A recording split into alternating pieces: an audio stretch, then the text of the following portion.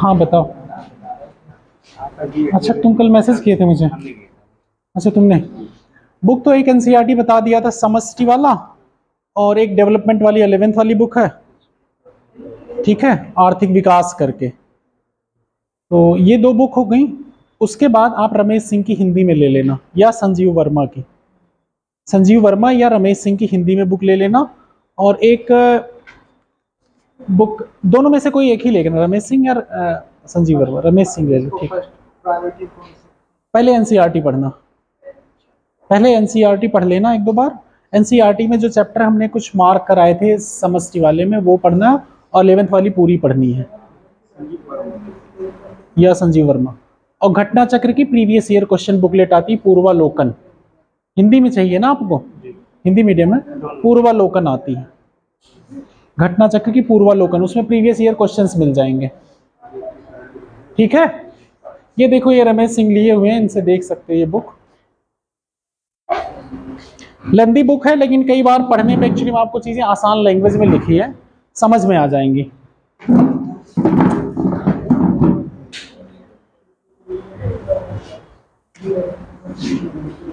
तो टॉपिक है inclusive development,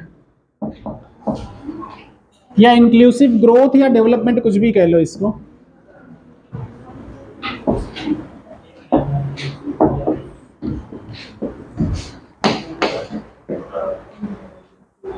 Hindi में कहते हैं समावेशी विकास, समावेशी विकास।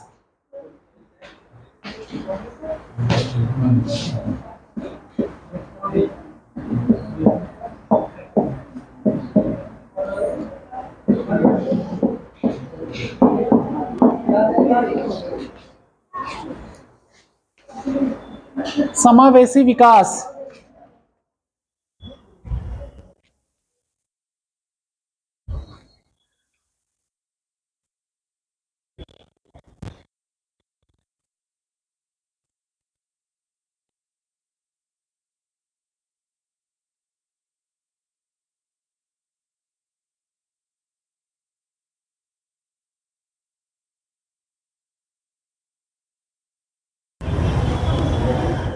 कहाँ हैं आप?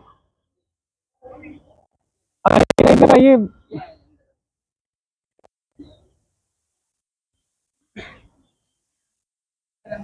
बुलाइए।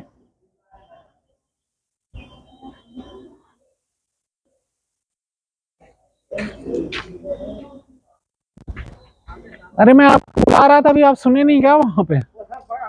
अच्छा जरा इसे स्याही डालिए, इसमें किसी में स्याही नहीं, इसको चेक कर लिया करिए सुबह। Good morning. उसमें है डब्बे में स्याही, नहीं हो तो उनसे कह दीजिएगा राकेश जी से, वो भिजवा देंगे। अभी है स्याही उसमें, काली वाली, दोनों में फिलअप करिए। नीली वाली मत फिलअप करिए, काली वाली जितनी हो एक में डालो, देखो चलेगी।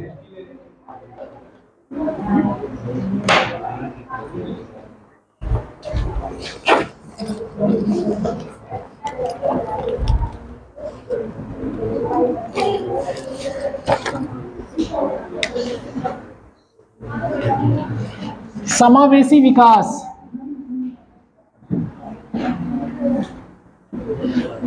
ठीक है। ये टर्म एक्चुअली में कहां पे, ग्रोथ और एक तो विकास, ग्रोथ और डेवलपमेंट पढ़ाया था मैंने, जो लोग स्टार्टिंग की क्लास किए होंगे। जब मैं प्लानिंग पढ़ा रहा था मैंने ग्रोथ और डेवलपमेंट में डिस्क्रिमिनेट कराया था ना, एक समृद्धि और एक विकास, अलग अलग ना। अब यहां पे एक नया टर्म ऐड होता है, समावेशी विकास। समावेशी विकास अगर आप देखेंगे तो इसमें मेनली किस पे फोकस किया जाएगा, सभी लोगों का विकास हो, सबको इक्वल अपॉर्चुनिटी मिले, और फेयर सिस्टम के तहत, मतलब ट्रांसपेरेंट के सिस्टम के तहत सब में रिसोर्सेज का डिस्ट्रीब्यूशन समान रूप से हो, ठीक है, किसी भी वर्ग को छोड़ा ना जाए। समाज में बहुत से वर्ग होते हैं ना, लेकिन विकास में क्या है, सबको साथ लेके चलना। समावेशी विकास है तो सबको साथ में लेके चलना है। तो यहां पे क्या होना चाहिए, fair equal distribution of resources. जो भी स्कीम लागू होगी वो सबके लिए लागू होगी, ठीक है। मतलब लास्ट माइल तक आपको डेवलपमेंट की चीजें पहुंचानी है, मतलब जो सबसे पिछड़ा एरिया है वहां तक उसको भी विकास की स्ट्रीम में लाना है। चाहे उनको आपको एजुकेशन देनी है, हेल्थ सेक्टर की स्कीमें देनी है, या आपको ट्रांसपोर्टेशन सिस्टम देना है, घर की बिजली और खाना, आपका फूड सिक्योरिटी, ये सब चीजें कहां तक पहुंचानी है? एकदम लास्ट माइल तक। कोई भी पर्सन छूटना नहीं चाहिए। एक टर्म है ना, सबका साथ सबका विकास, ये टर्म गवर्नमेंट का मोटो है ना। अभी जो प्रेजेंट में गवर्नमेंट है उसका क्या मोटो है? सबका साथ सबका विकास। तो ये क्या है? ये समावेशी विकास का एक बहुत अच्छा एग्जाम्पल है। क्या समझे आप लोग? अब इसमें समावेशी विकास में क्या क्या स्कीमें जैसे चलती हैं सबको, इसमें जैसे इक्वल डिस्ट्रीब्यूशन, आर्टिकल 14 क्या कहता है? लॉ के सामने सबको सेम रहना है, ठीक है। इसमें एक इक्वलिटी प्रिंसिपल आता है, समानता का अधिकार आता है ना, और सोशल जस्टिस के प्रिंसिपल आते हैं, सामाजिक न्याय वाले। सामाजिक न्याय के प्रिंसिपल में क्या आएगा? सबको समान रूप से जो रिसोर्सेज हैं, रिसोर्सेज का हिंदी जानते हैं आप लोग? संसाधन। संसाधन का वितरण समान रूप से हो। इसमें नीली वाली डालिएगा।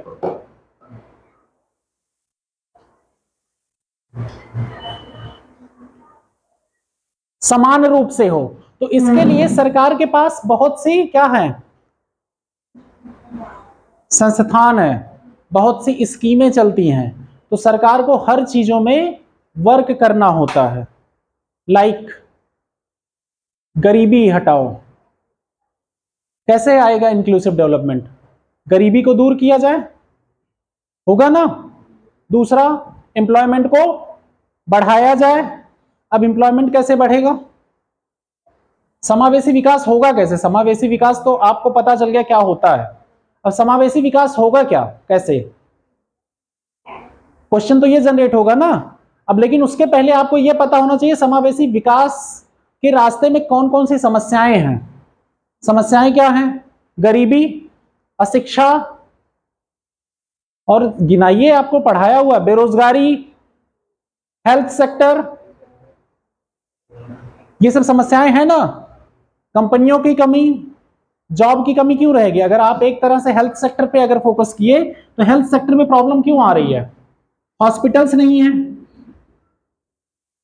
मतलब इस इंफ्रास्ट्रक्चर के नाम इनको दे देंगे। उसके बाद हॉस्पिटल्स के बाद डॉक्टर की जरूरत पड़ेगी, डॉक्टर्स नहीं है,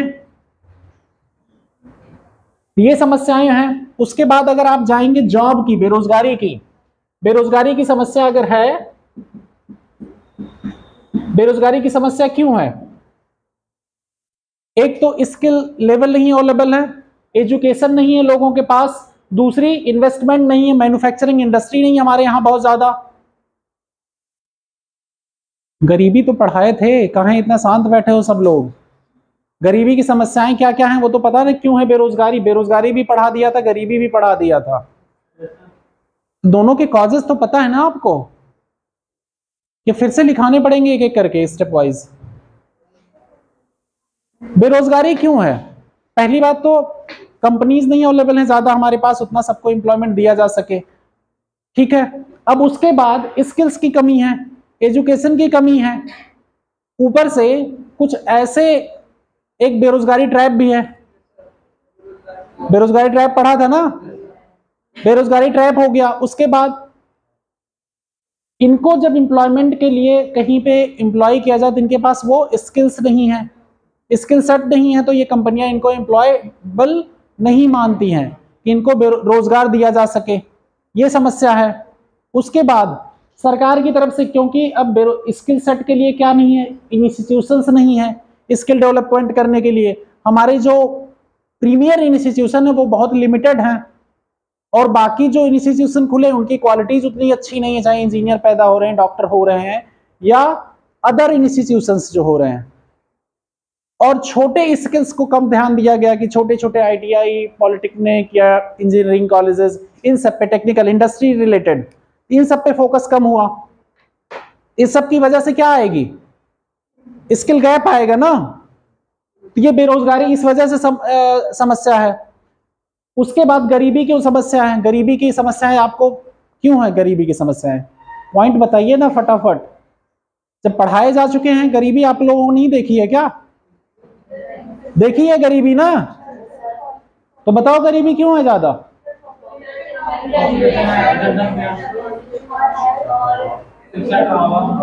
शिक्षा का अभाव है, लोगों के पास रोजगार नहीं है, लोगों के पास ज्यादा बर्डन किस पे है? कृषि क्षेत्र पे है, महंगाई है, और हेल्थ सेक्टर की परफॉर्मेंस कम होने से कई बार क्या होता है, मिडिल वर्ग लोग बिलो पॉवर्टी लाइन चले जाते हैं।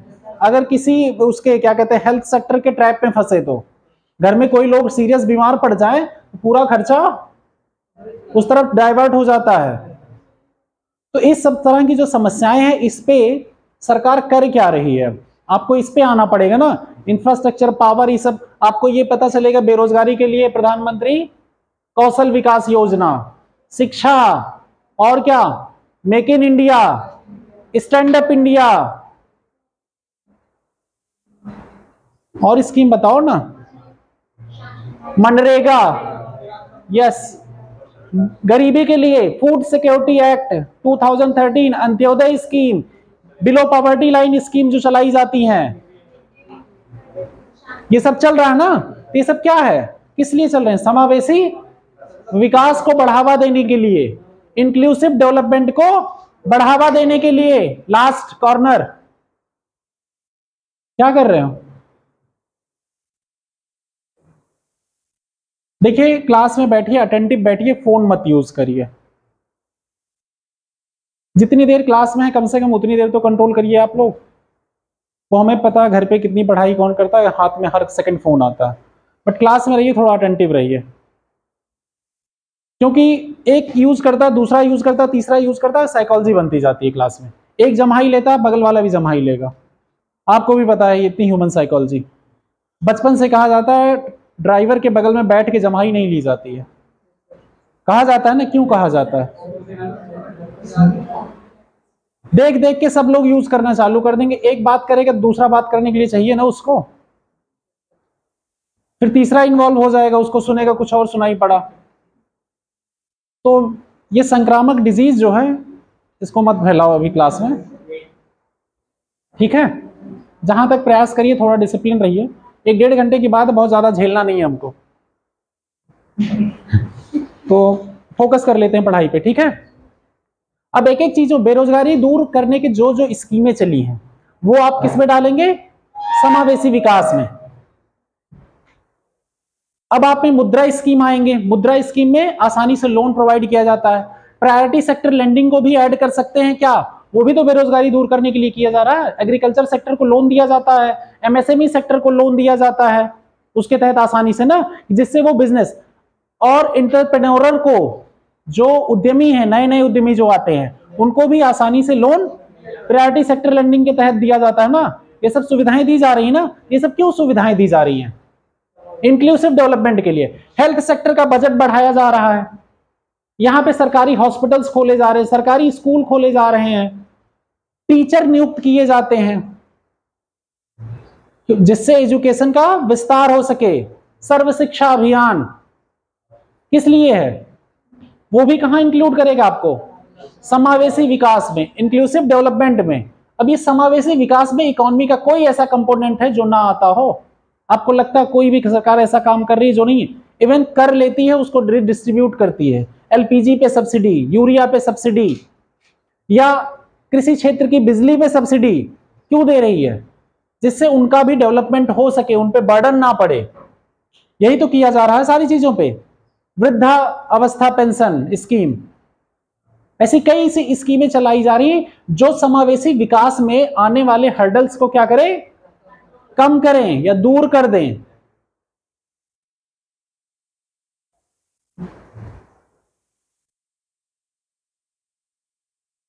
कोई और स्कीम सामने आ रही है आपके, कुछ और चीजें? अब आपके सामने एक तो समस्या आ गई, समस्या में क्या चैलेंजेस हो गई है, अब इसमें ब्यूरोक्रेटिक हर्डल, करप्शन, ये सब भी तो हर्डल हैं। अब उसके लिए क्या आ रहा है? डीबीटी आ रहा है, डायरेक्ट बेनिफिट ट्रांसफर, जैम भी आ रहा है ना, जन आधार मोबाइल, ये भी जरूरी है। फाइनेंशियल लिटरेसी बढ़ाई जा रही है, फाइनेंशियल इंक्लूजन भी इसी का पार्ट होगा ना, इंक्लूसिव डेवलपमेंट का। इंश्योरेंस सेक्टर को बढ़ाया जा रहा, तो आपको सिक्योरिटी प्रोवाइड की जा रही है ना, लाइफ की सिक्योरिटी, आपके जो जॉब आप बनाएंगे या बिजनेस करेंगे उसको सिक्योरिटी प्रोवाइड की जा रही है, तो वो भी इंक्लूसिव डेवलपमेंट में आएगा ना। रोड इंफ्रास्ट्रक्चर, ट्रांसपोर्ट सिस्टम अगर बढ़ाया जाए, लोगों के मूवमेंट आसान कर देगा, लोगों की फ्रीडम ऑफ चॉइसेस बढ़ा देगा, होगा ना। प्रधानमंत्री ग्राम सड़क योजना है ना, नेशनल हाईवे जो बनते हैं, स्टेट हाईवेज बनते हैं, इस पे जो आप चलते हैं, क्या आप उतना पैसा पे करते हैं? नहीं ना। ये सरकार कहीं से टैक्सेस फॉर्म पे कलेक्ट करती है, फिर सड़कें बनाती हैं, फिर उस पे आप चलते हो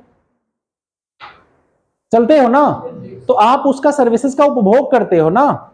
ट्रांसपोर्ट सिस्टम, रेलवे चलती हैं, बसेस चलती हैं, इस सब पे सरकार काफी सब्सिडाइज करती है, तब आप आसानी से कम किराए में बहुत दूर तक जा पाते हैं। लेकिन आप अकेले के लिए इतना दूर आना जाना हो तो क्या पॉसिबल होगा? नहीं पॉसिबल होगा। तो ये सब एक्चुअली में किसके पार्ट हैं? आपकी फ्रीडम ऑफ मूवमेंट बढ़ा रहा। फ्रीडम ऑफ मूवमेंट कौन से आर्टिकल के तहत आता है? कौन से आर्टिकल के तहत आता है? आर्टिकल 19 में कई आर्टिकल है ना।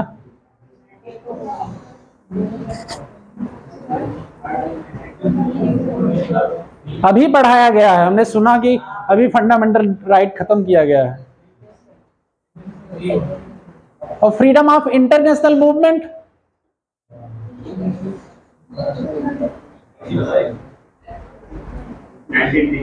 है मूवमेंट के तहत ना, इंटरनेशनल मूवमेंट मतलब हमें विदेश जाना है, हमारा विदेश जाने का अधिकार।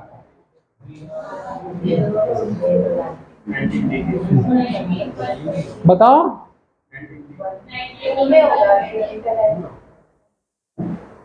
केस कौन सा बता रहे? मेनका गांधी का केस है, लेकिन आर्टिकल 21 के तहत, आर्टिकल 21 में मेंशन है।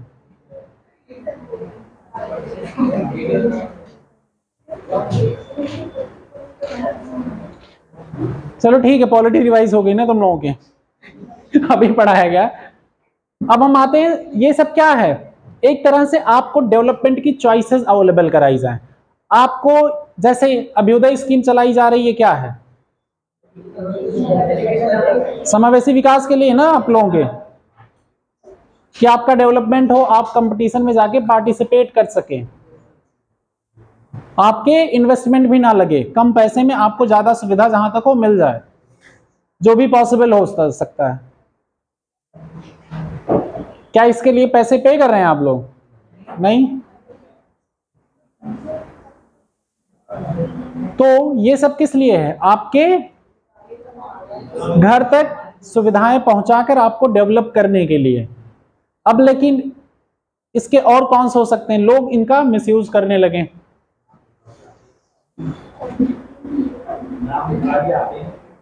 अभ्युदय स्कीम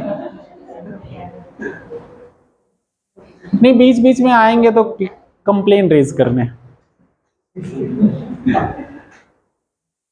वो देखो, हर स्कीम में ये हाल है, किसी भी स्कीम में आप, हर स्कीम में एक्चुअली में जो बेनिफिशियरी है, गवर्नमेंट ऑफिशियल कई बार ये भी कहते हैं कि बेनिफिशियरी इतना ज्यादा दिमाग लगा लेता है कि अगली बार कोई चीज एग्जीक्यूट करने से पहले 10 बार सोचना पड़ता है। एक्चुअली में उसे जो सुविधा दी जा रही होती है, वो सोचता है कि हम कंबल बिछाए सोए रहें और हमारे मुंह में लाके स्पून फीडिंग कर दिया जाए। वो हर चीज क्या करता है? सरकार से चाहता है कि सरकार आके उसके घर पे करके जाए। अगर थोड़ा बहुत उसको सुविधाएं दे दी गई तो वो उसको यूटिलाइज नहीं करेगा, वो और ज्यादा उसको सोचेगा बस अब यहां तक आ गए, यहां तक आओ, तो स्पून फीडिंग की जो आदत होती है ये होती है बड़ी खराब, क्योंकि बचपन से हम लोग मम्मी मम्मी क्यों करते आते हैं, जिंदगी भर करते हैं, क्योंकि वो ऑलवेज स्पून फीडिंग की होती है और हमें अच्छा लगता है वही। और बचपन से मम्मी पापा थोड़ा स्ट्रांग हो जाए कि अपने काम खुद करना सीख लो, हाथ पैर चलना चालू, तो वो बच्चा स्पून फीडिंग की आदत उसके अंदर नहीं रहेगी। अब कई लोगों के मतलब पेरेंट ऐसे होते हैं कि बच्चा जरा सा मतलब भले 18 19 साल 20 साल का हो चुका, कॉलेज में पहुंच चुका है, जरा सा घर पे आया, लाओ बच्चे को हाथ से खिलाते हैं खाना। बहुत से ऐसे मैंने देखा है पेरेंट भाई, और बच्चा अपना बैठा हुआ है, मम्मी बीमार पड़ी हुई है, लेकिन बच्चे को किचन में नहीं जाना है, चाहे लड़का हो या लड़की, किचन में नहीं जाना है, मम्मी से ही रिक्वेस्ट करना, मम्मी जाएं उठ के बनाएंगे। और कई घरों में तो मैंने ऐसा देखा है कि उनको एक गिलास पानी भी लेना नहीं है।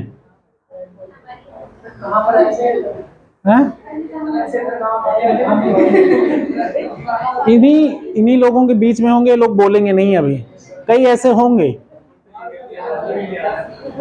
ऐसे।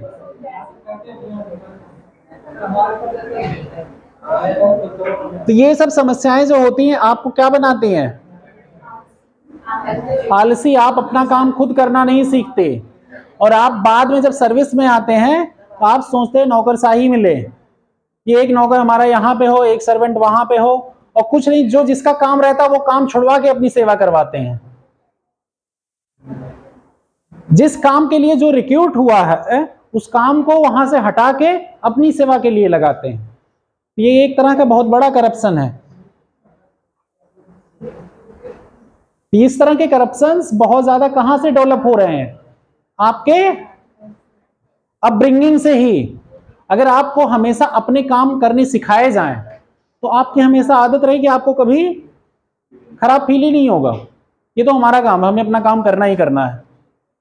होता है ना, कई बच्चे जब बाहर जाते हैं घर से, उनको कपड़े धुलने की आदत नहीं है, कपड़े प्रेस करने की आदत नहीं है अपने, बहुत से चीजों की, कि वो अपने कपड़े नहीं प्रेस कर सकते, क्या हाथ खड़े कर देंगे, हमें तो ये काम करना ही नहीं आता।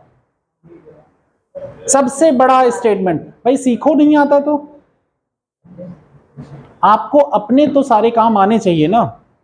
ये सब क्या है, आलस समावेशी विकास में बहुत बड़ा बाधाएं हैं।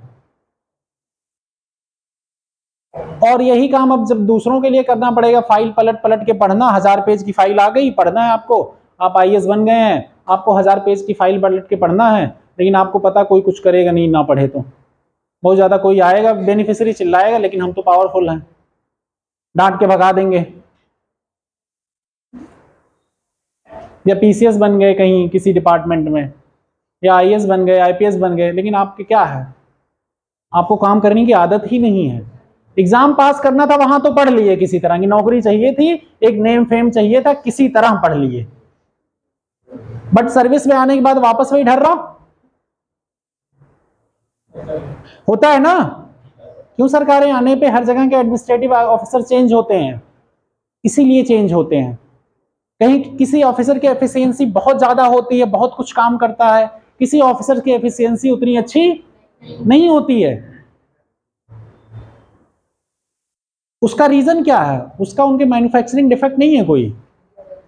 यहां ही इतने बच्चे हैं, आप लोग अपने आप से पूछिए, जो लोग पढ़ रहे हैं कंटिन्यूअस रेगुलरली पढ़ रहे हैं, उनकी एफिशिएंसी बढ़ रही होगी धीरे धीरे, और जो नहीं पढ़ रहे हैं उनकी एफिशिएंसी बढ़ेगी क्या? वो सिर्फ एक्सक्यूज देने में बिजी हैं, हर चीज में बहाना ढूंढ लेंगे कि जल्द से जल्द हमें ये प्रॉब्लम थी इसलिए नहीं कर पाए, ये प्रॉब्लम, भाई ये जिंदगी भर कंप्लेन करेंगे, ये भी लिख के रख लो। जिनकी आज कंप्लेन करने की आदत है, अपनी जिंदगी बनाने में कंप्लेन करने की आदत है, वो कभी नहीं अपनी जिंदगी संवार सकते। कंप्लेनिंग हैबिट कभी नहीं सुधरती अगर आप अपने आप को होश नहीं लाए तो। 18 साल के हो चुके हैं, आपके हाथ पैर सुरक्षित हैं भगवान की दया से, आपका दिमाग सुरक्षित है, बहुत कुछ मिला हुआ है आपको, इसको गिफ्ट मानिए और वर्क करिए। और कोई सेकंड ऑप्शन नहीं है, अगर आपको कुछ करना है do it, only one option, do it. सर्दी जुकाम बुखार कुछ भी हो, जब तक इस लायक ना हो जाओ कि बेड से उठ ना सको, बात अलग है, वरना तब तक जब तक अपने एम के पास नहीं पहुंच जाना, हमें काम करना ही करना है। आपका दिमाग बैलेंस रहेगा, ओवर थिंक नहीं करोगे, स्ट्रेस में नहीं जाओगे, कभी कभी डिप्रेशन में नहीं जाओगे। ऑलवेज अपने टारगेट पे फोकस रखने वाले लोग डिप्रेशन में नहीं जाते हैं जल्दी। इतनी बड़ी बड़ी इंडस्ट्री लोग संभाल रहे, पीएम साहब काहे नहीं डिप्रेशन में जाते? सीएम साहब अपने कहां डिप्रेशन में जा रहे हैं? उनके पास फुर्सत है इन सब का? टेंशन लेने की फुर्सत है? जब आपके पास टेंशन लेने की फुर्सत नहीं होगी तो आप क्या होंगे? मोटिवेटेड होंगे वर्क की तरफ ऑलवेज। जो भी काम में बिजी होता ना उसको अकेलापन फील होगा, ना उसको इमोशनल ब्लॉकेज होंगे, कुछ भी नहीं होगा, वो अपनी चीजें अपने आप मैनेज कर लेगा। कोई अननेसेसरी आके उसके बहस भी कर रहा है, वो कहेगा भाई ठीक है तू ही सही रह जा, हम अपना काम निपटाएंगे, चले तुमसे उलझे, जाओ तुम ही जीत के जाओ। यही हाल होता है ना। कभी भी जो फास्ट सिटियां जैसे मुंबई में, मुंबई फास्ट सिटी क्यों कही जा रही, दिल्ली फास्ट सिटी क्यों कही जा रही? किसी के पास टाइम ही नहीं है, सुबह शाम दौड़ना भाई। अब सुबह 7 बजे उठ के ऑफिस पहुंचना आपको 9 बजे, अब आपके पास फुर्सत है बीच में रुकने की? भाई नौकरी चली जाएगी आपकी, आपका घर परिवार कैसे चलेगा? रास्ते में कोई कुछ बोलेगा भाई ठीक है चलो चलो। तो ये सब चीजें जो आपके सेल्फ हर्डल है, वो भी समावेशी विकास में बहुत बड़ा हर्डल्स हैं। जब आप धीरे धीरे डेवलप हो जाते हो, चीजों पे फोकस हो जाते हो, वर्क करना स्टार्ट कर देते हो, आपकी चीजें प्रोडक्टिव निकलनी चालू हो जाती हैं। तो इसीलिए कोई भी स्कीम सरकार चला रही तो उसका मिसयूज ना हो, तो वो समावेशी विकास के लिए अच्छा होगा। ठीक है। इसके पॉइंट्स अब आप लोगों को लिखने हैं अपनी तरफ से। क्या क्या कारण, निवारण और इसके सामने चैलेंजेज,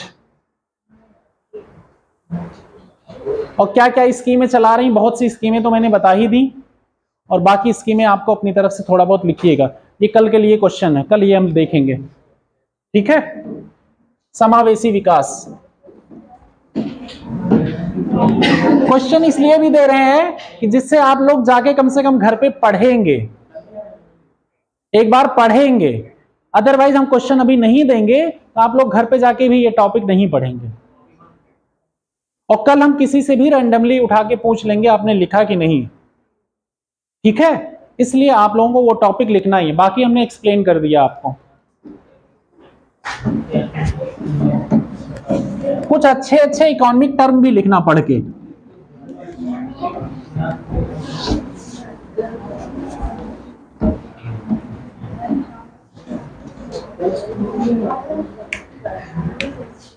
अगला है सस्टेनेबल डेवलपमेंट, सतत विकास।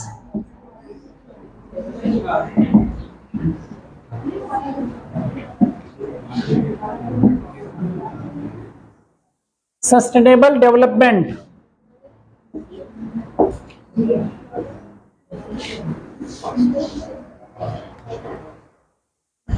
सतत विकास। सतत विकास क्या हुआ? लगातार होने वाला विकास।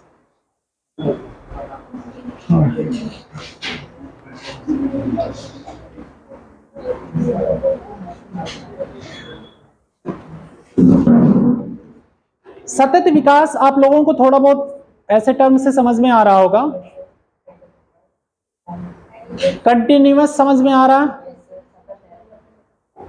सतत विकास जैसे आज कोई रिसोर्सेज है, ये हैं आप लोग,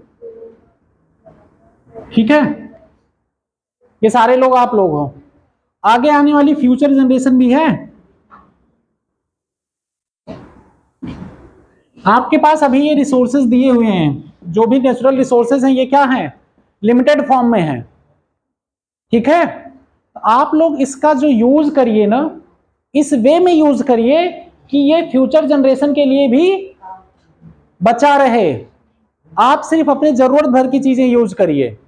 आज के जो रिसोर्सेज हैं, जो आपके पास संसाधन है, उसका यूज, प्रयोग इस तरह से करिए कि फ्यूचर जनरेशन के लिए भी सेव रहे, और अपने जरूरत भर की ही चीज करिए। अननेसेसरी उसका दोहन मत करिए, और हो सके तो उसमें वृद्धि भी करिए। जैसे पेड़ अगर फॉरेस्ट लगा रहे हैं, रिफॉरेस्टेशन भी करिए, मतलब अगर जंगलों की कटाई हो रही है तो जंगल लगाइए भी।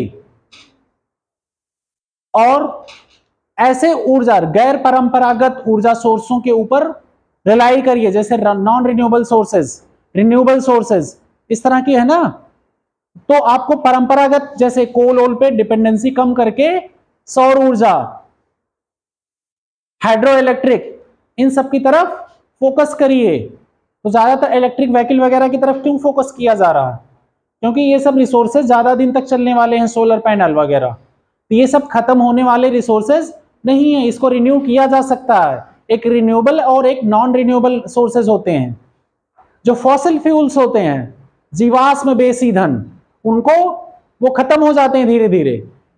लेकिन जो जीवाश्म बेस ईंधन नहीं है, जैसे सूर्य की रोशनी, ये खत्म होगी क्या? नहीं खत्म होने की, ये चलेगी। न्यूक्लियर पावर प्लांट भी लगभग रिन्यू किया जा सकता है कुछ हद तक, लेकिन उसमें रिस्क बहुत ज्यादा है, इसलिए उसको बहुत ज्यादा बढ़ावा नहीं दिया जा रहा है। ट्रॉपिकल कंट्रियों में सोलर ऊर्जा को बढ़ावा दिया जा रहा है। ऐसे सब एग्जांपल्स हैं। और आप जमीन का भी यूज करिए एक रैशनल वे में, पॉपुलेशन कंट्रोल करिए जिससे रिसोर्सेज, कम रिसोर्सेज में सबका सर्वाइवल हो जाए। तो इस तरह की चीजें क्या किया जा रहा है, सस्टेनेबल डेवलपमेंट में प्रयुक्त की जा रही है, उपयोग की जा रही है, जिससे आगे आने वाली जनरेशन को भी ध्यान में रख के जो विकास किया जाता है उसे क्या कहते हैं? सतत विकास। आगे आने वाली जनरेशन, आगे आने वाली पीढ़ियों को ध्यान, उनकी जरूरतों को ध्यान में रख के जो विकास की योजनाएं चलाई जाएंगी वो सतत विकास योजनाएं होंगी। ठीक है। अब इसी तरह एक आया गोल यूएन की तरफ से, यूनाइटेड नेशन की तरफ से 2012 में सस्टेनेबल डेवलपमेंट गोल। ठीक है। उसमें 17 गोल डिफाइन किए गए और 169 टारगेट, 169 टारगेट, बाद में 117 टारगेट कर दिया गया। लेकिन पहले 2000 में एक मिलेनियम डेवलपमेंट गोल आया। मिलेनियम डेवलपमेंट गोल वो 15 साल के लिए था, 2000 से 2015 तक। 2016 से लागू हुआ एसडीजी, सस्टेनेबल डेवलपमेंट गोल। और सस्टेनेबल डेवलपमेंट जो टर्म आया था, वो बुक आई थी बर्टन लैंड करके, एक एनवायरमेंटलिस्ट थे, उनकी बुक से, आवर कॉमन फ्यूचर से, 1987 में, 87 या 86 में ऐसे कुछ है। तो उनकी किताब से ये टर्म आया था सस्टेनेबल। ठीक है। 2012 में जब रियो डे जेनेरियो में इसकी मीटिंग हुई, क्या कहते हैं, यूएनएफसीसी की, यूएन की, तो वहां पास हुआ सस्टेनेबल डेवलपमेंट गोल। तो उसमें से 17 टारगेट ऐसे डिफाइन हुए। पहले एक, हंगर को हटाओ, पॉवर्टी हटाओ, एजुकेशन हो गया, हेल्थ हो गया, क्लीन एनर्जी हो गया, डिजास्टर मैनेजमेंट हो गया, ब्लू इकोनॉमी मैनेजमेंट हो गया, इंफ्रास्ट्रक्चर मैनेजमेंट हो गया। इन सब पे एक एक गोल, क्लाइमेट के लिए हो गया एक गोल, एक एक पॉइंट डिफाइन किए गए, टोटल 17। और अपने यहाँ सस्टेनेबल डेवलपमेंट की स्कीमों को कौन मैनेज करता है? नीति आयोग। और ये एसडीजी इंडेक्स भी निकालता है नीति आयोग। एक तो इस इंटरनेशनल लेवल पे निकलता ही है, और एक नीति आयोग भी निकालता है। ठीक है। तो अब सब स्कीमों, जैसे एसडीजी 1 के लिए पॉवर्टी एलिवेशन है, मतलब पॉवर्टी हटाओ। अब सरकार की तरफ से देखोगे तो पहले गोल को प्राप्त करने के लिए कौन सी स्कीमें चल रही हैं? फूड सिक्योरिटी स्कीम, प्रधानमंत्री आवास योजना घर प्रोवाइड करने के लिए, सर्व शिक्षा अभियान शिक्षा के लिए चल रहा है, प्रधानमंत्री कौशल विकास योजना भी पॉवर्टी के लिए लिख सकते हैं, क्योंकि बेरोजगारी हटेगी तो पॉवर्टी हटेगी। ठीक है। सब्सिडी कई सेक्टर्स में दी जा रही हैं। आयुष्मान भारत भी एक्चुअली में हेल्थ के लिए दिया जा रहा है, लेकिन हेल्थ पे जब आपका खर्चा कम होगा तो आप भी पॉवर्टी से निकल जाएंगे, गरीबी से बाहर आ जाएंगे। इस तरह की स्कीमें क्या है, आपस में इंटर लिंक्ड है बहुत ज्यादा। तो ऐसी ऐसी स्कीमें सरकार की तरफ से चल रही हैं। तब लिखोगे, थोड़ा बहुत मेहनत करोगे।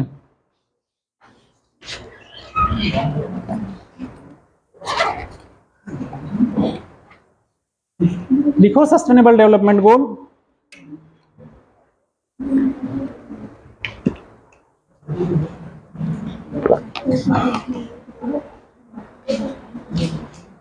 लिखो 1987 में आया था। ये टर्म पहली बार कब उछाला गया? 1987 में, 1987 में। जल्दी लिखो, इस लिखाने के बाद ही टेस्ट।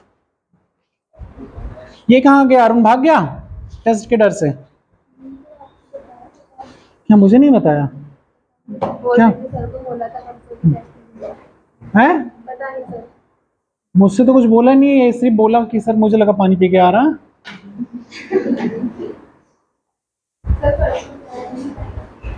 पता नहीं।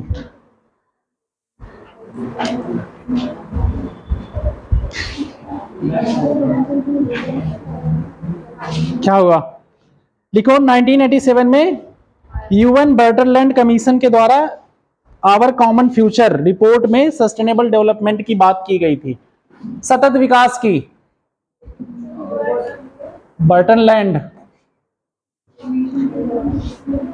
BRUNDTLAND, ये नाम है।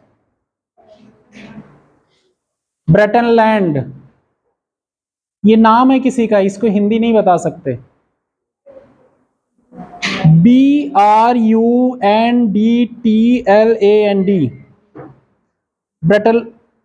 ब्रेंडन, एक्चुअली में डी साइलेंट है इसका, ब्रेंटन लैंड भी कहा जाता है। ब्रेंटन लैंड कमीशन इन्वायरमेंट और डेवलपमेंट पे आया था ये कमीशन, एंड डेवलपमेंट पे। इनकी रिपोर्ट थी आवर कॉमन फ्यूचर।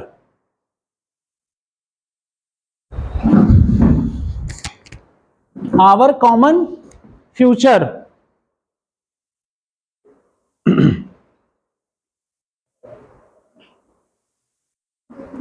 वहीं पे सस्टेनेबल डेवलपमेंट की बात की गई थी और डिफाइन हुआ था इसी रिपोर्ट में।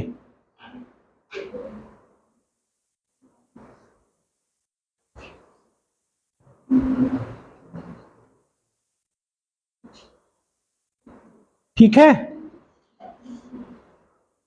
इसमें मतलब यह हुआ हमें अपनी प्रेजेंट की जरूरतों को उस तरीके से पूरा करना है कि जिससे भविष्य में आने वाली जनरेशन को कोई प्रॉब्लम ना हो, उनकी भी जरूरतें पूरी हो सके, या आने वाली जनरेशन की जरूरतों को ध्यान में रख के अपनी जरूरतें पूरी करनी है। हाँ, मतलब आप कुछ जैसे करते हैं तो अपने बच्चों का ध्यान ही रखेंगे ना, नहीं रखेंगे?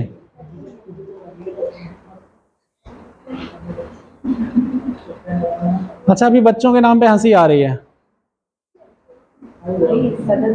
बहुत लेट है, जैसे बहुत दूर का है।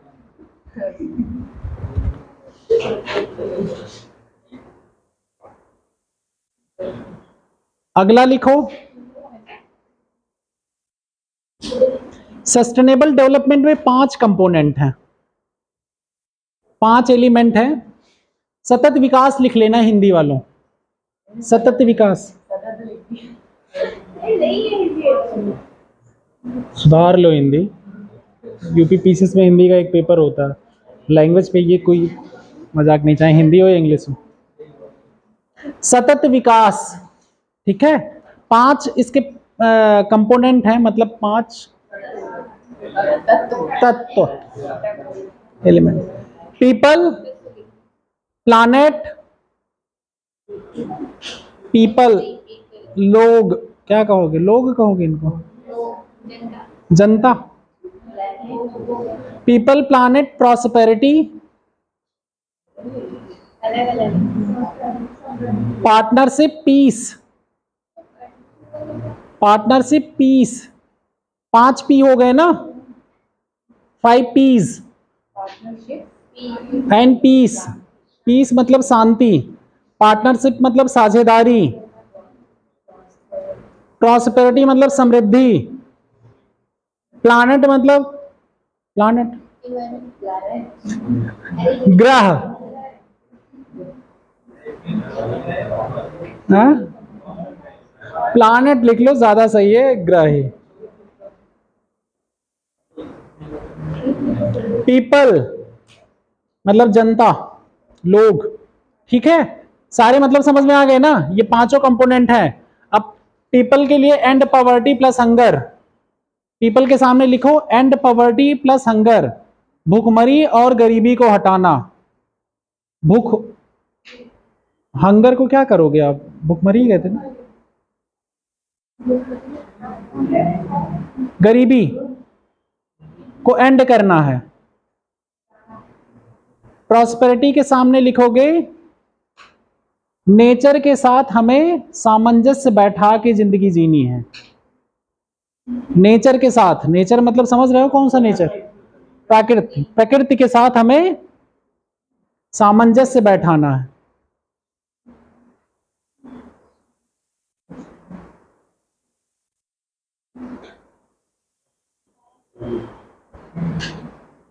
प्लानेट के रिसोर्सेज मतलब संसाधन को प्रोटेक्ट करना है।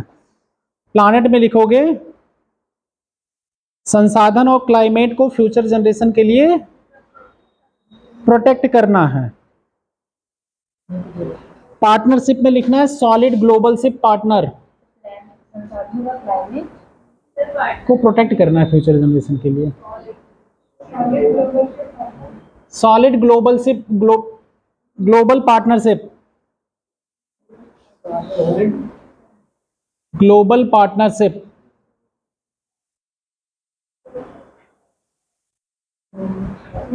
और पीस मतलब हो गया भैया शांति बनाए रखना, लड़ाई झगड़ा नहीं करना है अननेसेसरी का है।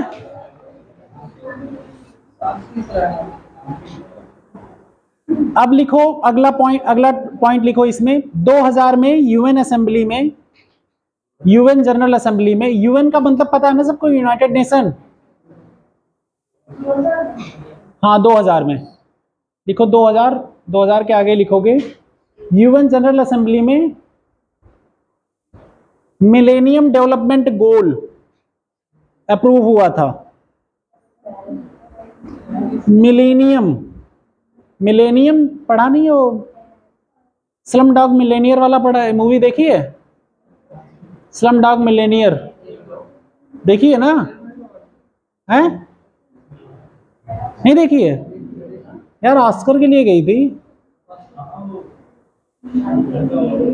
हाँ वही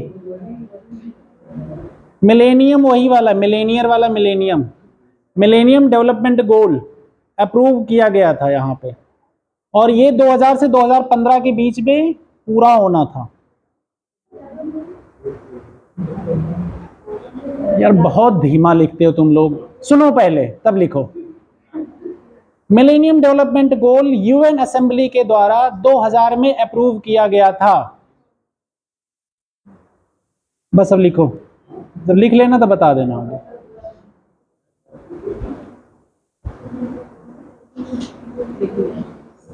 देखिए ना, इसमें 18 टारगेट थे, 18 टारगेट फिक्स किए गए थे।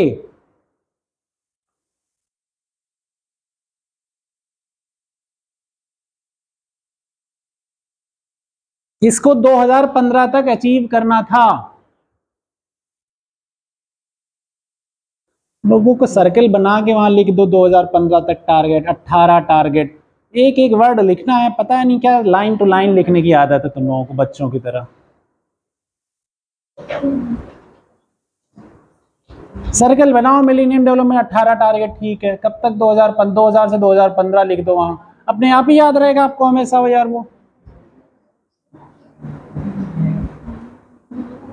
एग्जाम में जब लिखना होगा लिखना पूरा, लिखो 2012 में क्या होगा। रियो में सस्टेनेबल डेवलपमेंट गोल अप्रूव हुआ, एसडीजी, एसडीजी कहते हैं शॉर्ट में, सस्टेनेबल डेवलपमेंट गोल को अप्रूव हुआ। रियो 20+ समिट में, रियो 20+ समिट हुई थी उसमें अप्रूव हुआ। रियो 20+ समिट, RIO, रियो जहां पे अब G20 वाली अगली समिट होगी, रियो डे जेनेरियो।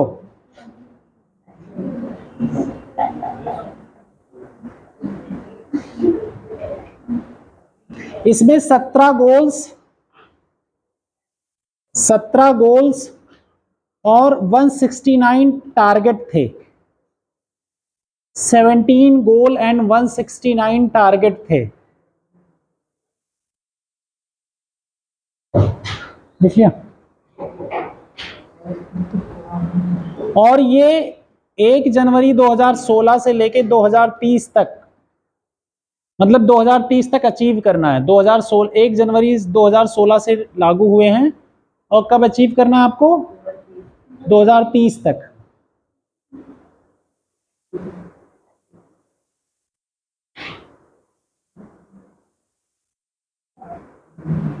अब लिखो सस्टेनेबल डेवलपमेंट गोल कौन कौन से हैं। 17 गोल के नाम लिख लो। पहला गोल है नो पॉवर्टी। गोल 1 क्या है? नो पॉवर्टी, गरीबी हटाओ, कोई गरीबी नहीं होनी चाहिए।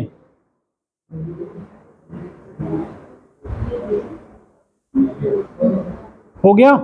दूसरा गोल है जीरो हंगर। जीरो हंगर मतलब समझ रहे हो आप लोग? किसी को दिक्कत हो रही है हिंदी में? जीरो हंगर हिंदी में बोलूं?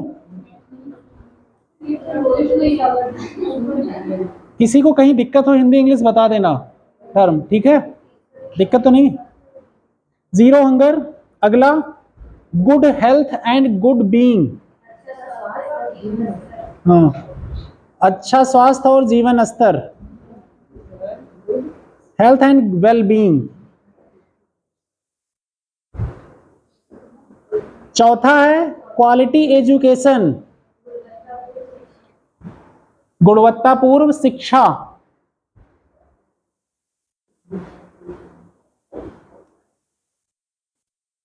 पांचवा गोल जेंडर इक्वलिटी। बताओ, हमारे क्लास के बच्चे जानते ही नहीं एक दूसरे के बारे में, कहां से जेंडर इक्वलिटी करेंगे?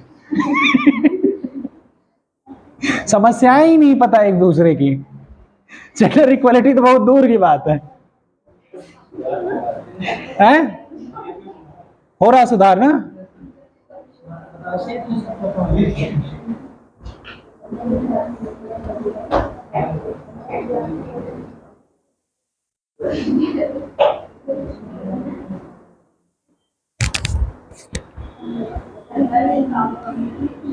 अगला 6वां गोल क्लीन वाटर एंड सैनिटेशन, साफ पानी और स्वच्छता। स्वच्छता में आपका क्या क्या आता है आपको पता है ना? सीवेज ट्रीटमेंट, टॉयलेट, ये सब आते हैं। अगला 7वां अफोर्डेबल एंड क्लीन एनर्जी, सस्ती और स्वच्छ ऊर्जा। गुड। सस्ती और स्वच्छ ऊर्जा, अफोर्डेबल एंड क्लीन एनर्जी। 8वां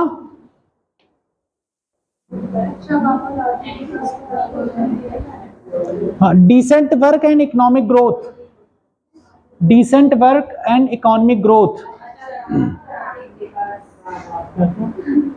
क्या बोलो? तेज बोलो नहीं लोग। अच्छा काम और आर्थिक विकास, decent work and economic growth.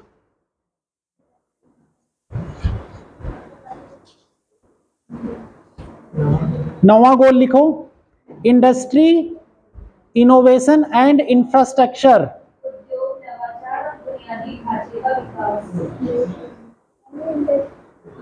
बोलूं? इंग्लिश में बोल दूं? इंग्लिश में सबको आसान लग रहा है कि टफ लग रहा है? ये बता दो, जिसको नहीं समझ में आएगा जहां वो बोलना है हिंदी बोल देंगे।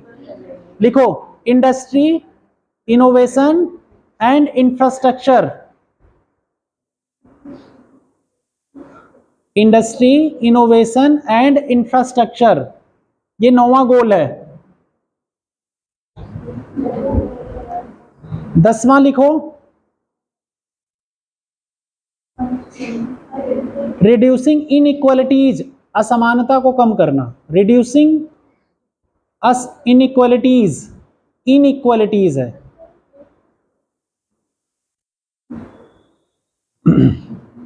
ग्रामा लिखो, sustainable cities and communities, sustainable cities and communities मतलब ऐसे शहर बसाने हैं जो लॉन्ग टर्म तक चलें और टिकाऊ शहर हो। Sustainable cities and communities. 12 नंबर गोल लिखना, responsible consumption and production, responsible consumption मतलब जो उपभोग करना है उसे जिम्मेदारी के साथ उपभोग करिए, अननेसेसरी का नुकसान करने के लिए मत उपभोग करिए, कि पता चले तुम ज्यादा खा गए चीजें जिससे अस्मित को ना मिले। ऐसा करते हैं ना कई बार भाई बहन, कौन कौन से भाई बहन ऐसा करते हैं? देखो वो सच बोल रही, बाकी लोग सब मतलब एक्सेप्ट नहीं कर रहे। हाँ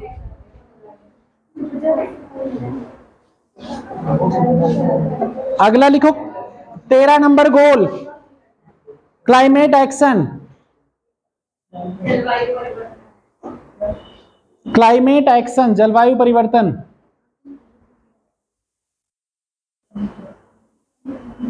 गोल नंबर 14 लिखो, लाइफ बिलो वाटर, समुद्र वाले जीवन जो है, लाइफ बिलो वाटर, समुद्री जीव जो होते हैं, इसे नहीं सुनाई पड़ रहा? लाइफ बिलो वाटर ही तो है।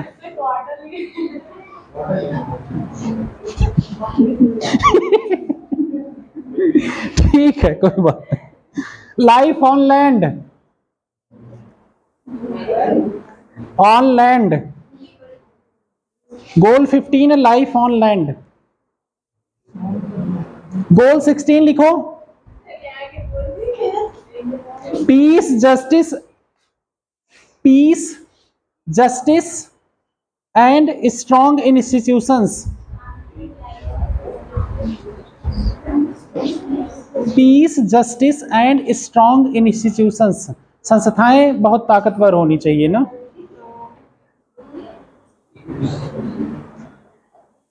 गोल 17 है, partnership for the goals, partnership for the goals मतलब एक दूसरे की साझेदारी से ही सारे गोल एक्चुअली में अचीव होंगे ना। अब अच्छा ये बताओ, पहले में जैसे गरीबी हटाओ है, इसकी सरकार कौन कौन सी स्कीमें चला रही है आपको पता है? पता है ना, रिलेट कर सकते हो ना? जो जो सरकार की स्कीमें चल रही हैं सब लोग जितने गोल लिखवाए गए हैं उस गोल वाइज स्कीमें लिख के लाओगे। और क्या, एक एक, जैसे अगर आप पॉवर्टी के रिलेटेड कौन कौन सी स्कीम चल रही है गवर्नमेंट की, गुड हेल्थ वेलबींग की कौन सी स्कीम चल रही है, उसके बाद जेंडर इक्वालिटी के लिए जेंडर बजट होता है ना, इकोनॉमी वाला जेंडर बजट, सखी सेंटर 1090, ये सब क्या है? जेंडर इक्वालिटी है ना। बेटी बचाओ बेटी पढ़ाओ, क्वालिटी एजुकेशन, सर्व शिक्षा अभियान, सरकारी स्कूल जो खुलते हैं, प्राइमरी स्कूल खुलते हैं, ये सब क्या है? क्वालिटी एजुकेशन के लिए तो किए जा रहे हैं इस तरह की स्कीमें। अब क्लीन वाटर के लिए हर घर जल, जल जीवन मिशन चलाया जा रहा है ना। सैनिटेशन के लिए क्या, स्वच्छ भारत अभियान, घर के लिए प्रधानमंत्री आवास योजना, इंदिरा आवास योजना, इस तरह की योजनाएं चलाई गई ना। Affordable and clean energy, solar energy mission, सौर ऊर्जा, biomass energy, small hydro power plants, ये सब चलाए जा रहे हैं ना स्कीमें। बाकी चीजें आप खोजिएगा सस्टेनेबल सिटीज और तो आपको एक एक स्कीमें मिलती जाएंगी सबके। तो ये सब स्कीमें आपको याद रहेंगी तो आपको अच्छे से पता रहेगा किसी गोल के बारे में क्या किया जा रहा है। ठीक है, कहीं किसी को कोई दिक्कत अंग्रेजी हिंदी में अभी तक? बताओ कहाँ पे दिक्कत। एक भी टर्म ऐसा बताओ जो नहीं आया हो, मैं हिंदी बता दूंगा उसकी। आ गया किसी और बच्चे को? अस्मित कोई दिक्कत नहीं ना? आप लोगों को बचा? आप नहीं ना? जिसको कहीं दिक्कत हो आप बोल देना उस समय, ठीक है? देखो हिंदी इंग्लिश मिक्स पढ़ने से आप लोगों की भी कैपेबिलिटी बढ़ी रहती। जहां पे आपको दिक्कत हो आप बताना। टर्म आसान क्या? कंजम्पशन, उपभोग, उपभोग। कंजम्पशन की मीनिंग होता है उपभोग। किसी चीज को जो आप कंजप्ट का खाना खाते हो उसको कंजम्पशन कहते हैं, ठीक है? तभी तो मैंने बोला कि सस्टेनेबल कंजम्पशन होना चाहिए।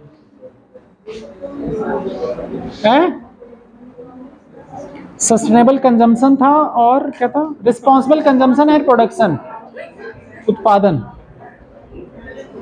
ऐसा नहीं करना कि दूसरे का हिस्सा खा जाना है।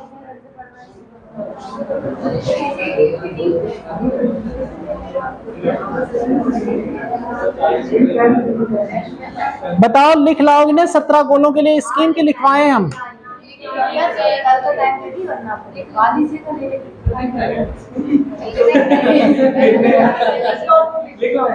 पढ़ लोगे ना? अब 2 चीजें हो गई आपके पास कल के लिए वर्क, ठीक है? कल वाला होमवर्क अभी देखते हैं ना। देखो टेस्ट एक्चुअली में कॉपी हम बांटने जा रहे हैं। आप लोगों को 25 क्वेश्चन है और 15 मिनट है। 15 मिनट 25 क्वेश्चन। हिंदी इंग्लिश दोनों में टेस्ट पेपर है। नहीं यहीं पे करना अभी तुरंत, और खुद ही चेक भी करना है। इतनी ईमानदारी तो उम्मीद करेंगे, अननेसेसरी अपनी गलतियां ढूंढोगे, क्योंकि उसे हमें सही करके दिखा के कोई फायदा नहीं है आपको, ठीक है? एक काम करो, तुम इधर आओ, उठो। चरण उठो वहां से, आप इधर आओ। तुम उधर जाओ, ये इधर आएंगे।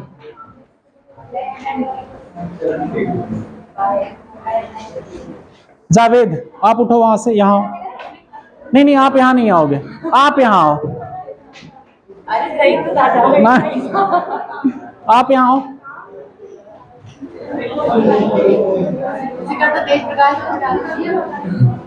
तुम बैठो यहाँ पे। नहीं आप वहां बैठे रहो, आप वहीं बैठो। जावेद उठो, आप इधर, आप आगे आओ बेटा। नहीं 15 मिनट का काम है यार, अब क्लास में ऐसा थोड़ी ही कुछ होने जा रहा है, अभी सब जाने लगेंगे। हाँ? आप आओ यहाँ पे, आप जाओ, आप इधर आ जाओ, आप इधर आ जाओ, ये कोने जाएंगे।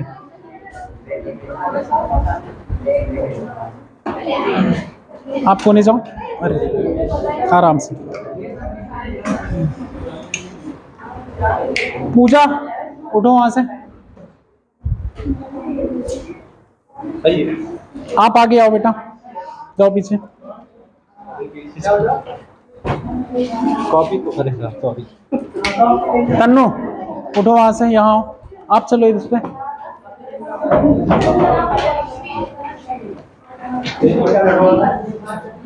वो क्यों, उनको बैठा दिया ना वो। आए हम बैठा रहे हैं ना तुम्हें, बैठो।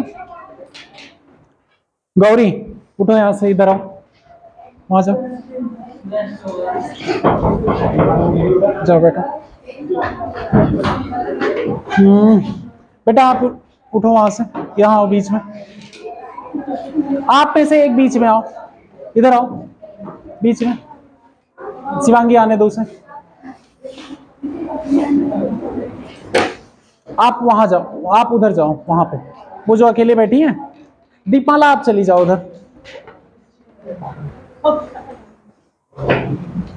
अरे आप वो दोनों साइड में ना, आप बीच में आओ, आप उधर जाओ। हाँ आप बीच में आओ। पूजा बेटा आप इधर आओ। पूजा यहाँ बैठो, तुम कहाँ बैठी, कहाँ थी? यहाँ बैठे, तुम इधर बैठो, बैठो बैठो बैठो तुम यहाँ पे। काजल और शिवांशी, वो क्या नाम उनका? सुरभि, सॉरी।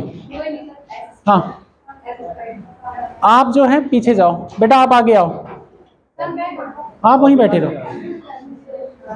नहीं अरे नहीं नहीं नहीं नहीं नहीं नहीं नहीं नहीं, तो खतरा हो जाता। आप एक काम करो, इधर आ जाओ, आप इधर आ जाओ, उसको नहीं जाएंगे शिवांशी, आप जाओ बेटा।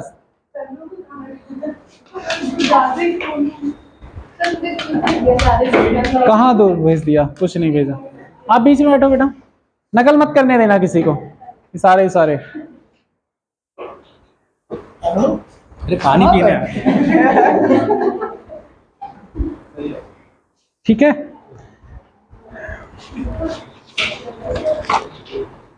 इधर ये पीछे करते जाओ एक एक करके, पढ़ना मत, सब पीछे करते जाओ, पीछे करते जाओ, सब एक एक बांटते जाओ, जिसको कम पड़ेगा बताना, जहां पे ज्यादा हो जाए ये लो बांट दो सबको, फटाफट बांटते जाओ। सब लोग अपने एक एक लेते जाना, उसके बाद छोड़ देना, जल्दी करो सब लोग अपने अपने, एक ही कॉपी लेना, इधर लाओ।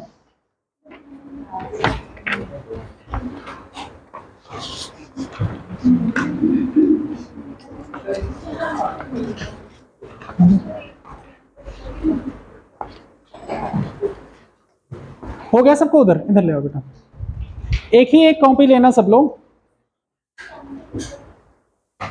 टाइम स्टार्ट, अब ठीक हो गया ना?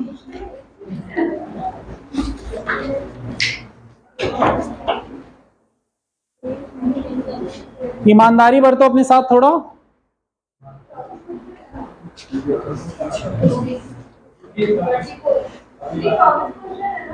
क्या 24 या 25 होंगे? कोई बात नहीं, करो। ठीक है 24 है, 15 मिनट ले लो। क्या आगे पीछे हो गया होगा ना, देख लो, नहीं होगा दूसरा पेपर ले लो तुम, इधर लो।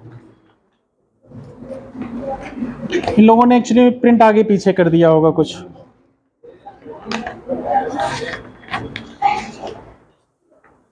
क्या हुआ?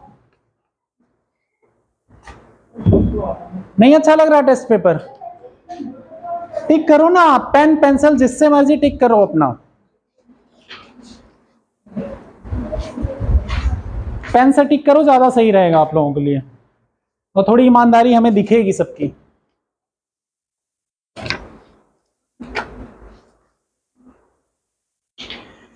ग्यारह 45 हो रहे हैं, 12 बजे पेपर ले लेंगे हम। अरे 1 मिनट तो हो ही गया हमें बोलते हुए।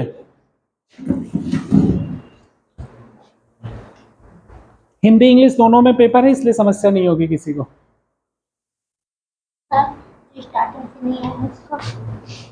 तुम्हें जो आ रहा है जितना उतना कर लो बेटा। लगभग इसमें जो क्वेश्चन दिए गए ना, मैंने ज़्यादातर वो क्वेश्चन इंक्लूड किए हैं जो बाद में पढ़ाए गए हैं जब बच्चे आ रहे थे। ज़्यादातर क्वेश्चन तुमको उसी टाइप के मिलेंगे, या कुछ करंट के मिल जाएंगे। नकल मत करना दोनों, नहीं फायदा नहीं है कोई करके। जो जितना पता है उतना करो, जब तक जो चीज़ें पढ़ाई गई हैं वो करो।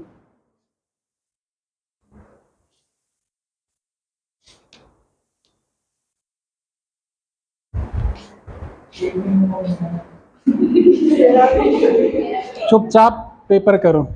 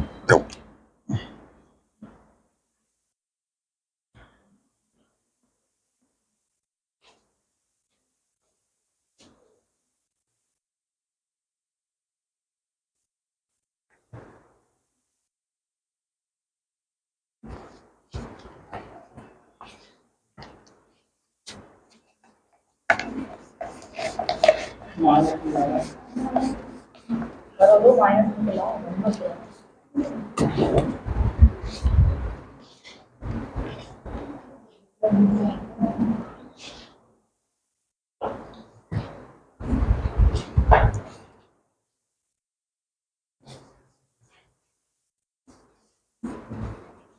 हुआ? अच्छा नहीं लग रहा पेपर क्या? सर पुनर्वलोकन भी नहीं है क्या? है? पुनर्वलोकन भी नहीं है, पूर्वावलोकन भी है। स्टेटमेंट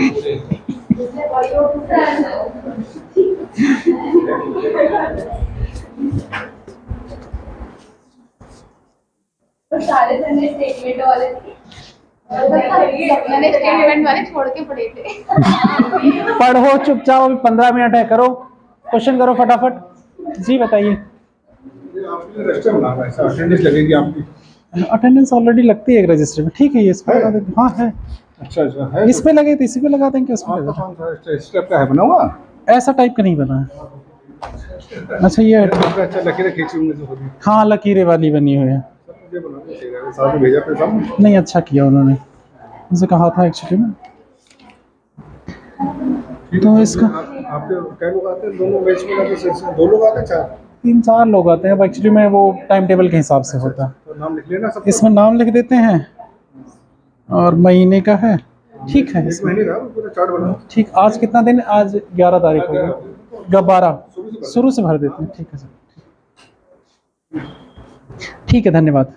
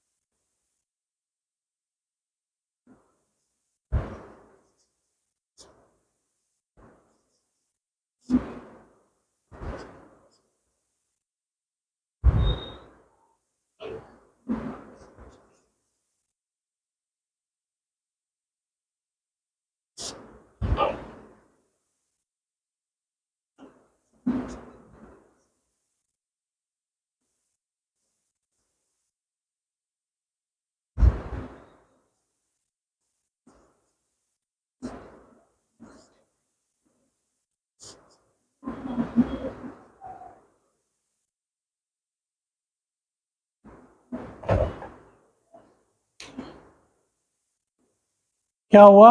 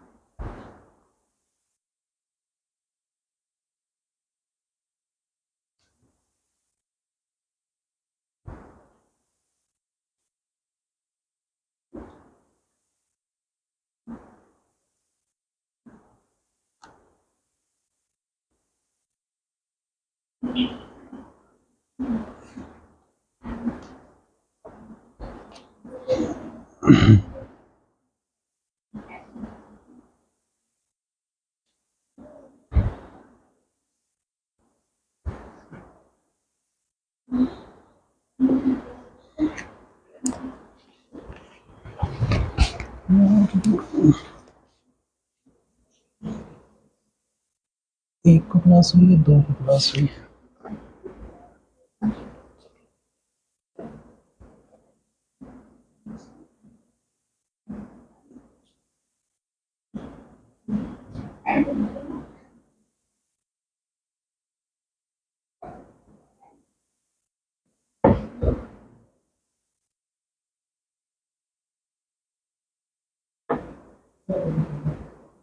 क्या हुआ?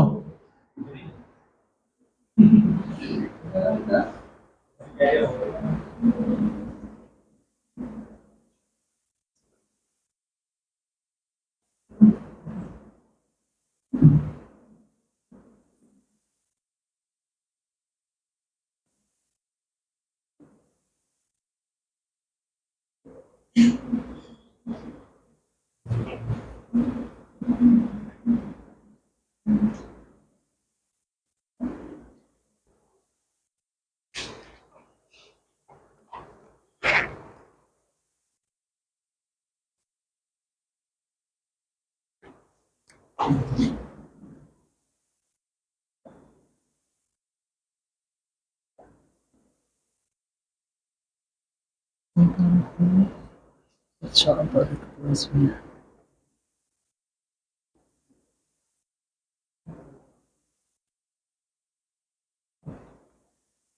अच्छा।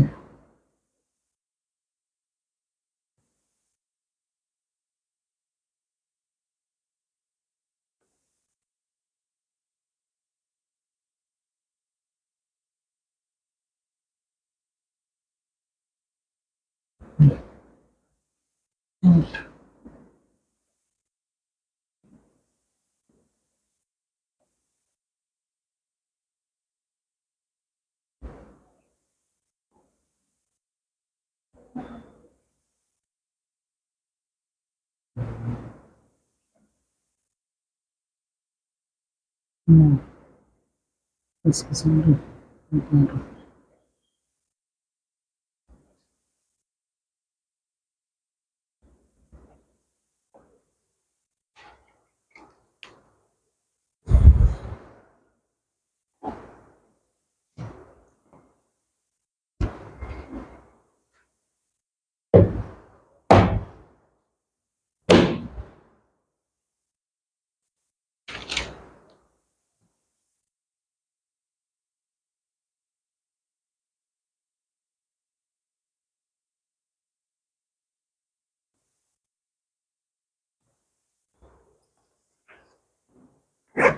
टाइम हो गया, हो गया भाई।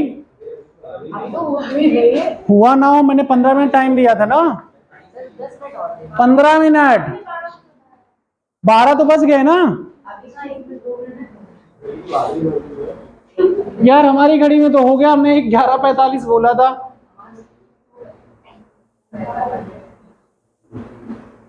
किसी का नहीं हुआ है, चलो 5 मिनट एक्स्ट्रा दे रहे हैं।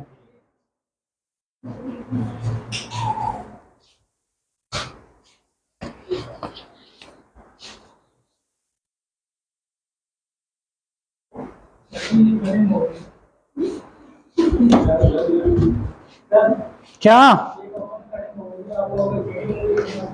क्या कटिंग हो गई?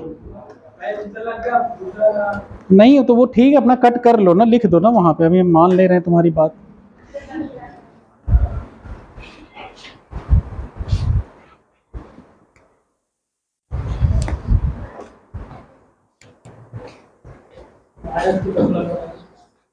क्या हुआ? कल वाले तीनों टॉपिक कौन कौन पढ़ के आया था? लिख के कौन कौन आया है? सही हो गया वो वाला? यहाँ तक नहीं होता ये। हाँ नहीं हुआ। तुम भी पढ़ के आई थी क्या? नहीं पढ़ के आई? नहीं, टॉपिक तो नहीं था वैसे, लेकिन लगा दिया।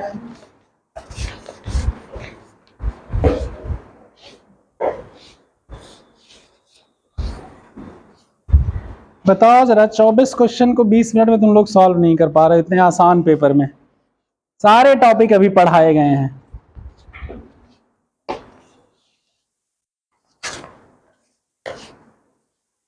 पढ़ तो लिया सारे क्वेश्चन की नहीं? पढ़ लिया ना? कर लिया? रखे रहो, चेक तुम ही लोगों को करना है। सिर्फ आगे वाले पीछे वाले आगे वालों को देंगे। अपना अपना नाम लिख देना सब अपने पेपर पे, सब अपने पेपर पे अपना नाम लिख देना। सब लोग अपने पेपर पे अपना नाम लिख लें। सब लोग नहीं तो हम ठीक है, हम बोल देंगे अपना नाम अपने पेपर पे पहले लिखो। लिख दो सब लोग अभी पहले, क्योंकि बाद में हम कॉपियां छिनवा देंगे अभी, क्योंकि 5 मिनट होने वाला एक्स्ट्रा, 20 मिनट हो दे दिया हमने। सब लोग अपने पेपर पे अपने नाम लिख दो।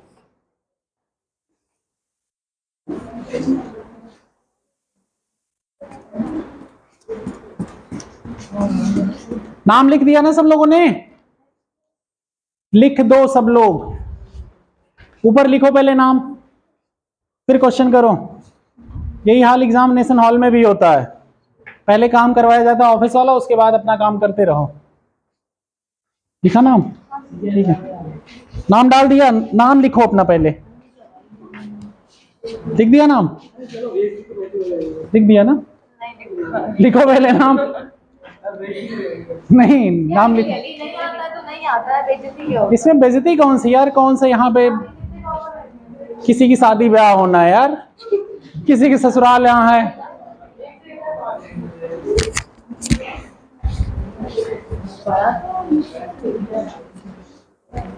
सब लोग एक समान है यहाँ पे क्लास में, यही तो मस्तियां होती हैं यार। और बेइज्जती समझते हो तो पढ़ के आओ। किसी ने मना किया है क्या? अपनी बेइज्जती खुद करवा रहे हो तो हम क्या करें? अगर महसूस हो रही है बेइज्जती किसी को, पढ़ के आओ। महीने भर पहले तो बोला था टेस्ट लेंगे। ठीक,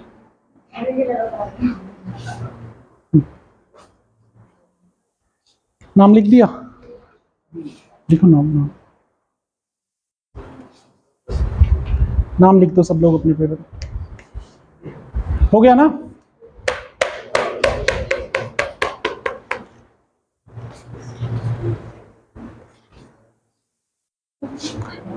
ठीक है, टाइम्स अप। दीपमाला, तुम पेपर अपने पीछे दो, वो उनका पेपर तुम लो। एक्सचेंज करो, एक्सचेंज इमीडिएट। शिवांशी तुम आगे दो, एक्सचेंज करो आपस में। आप आगे से एक्सचेंज करिए।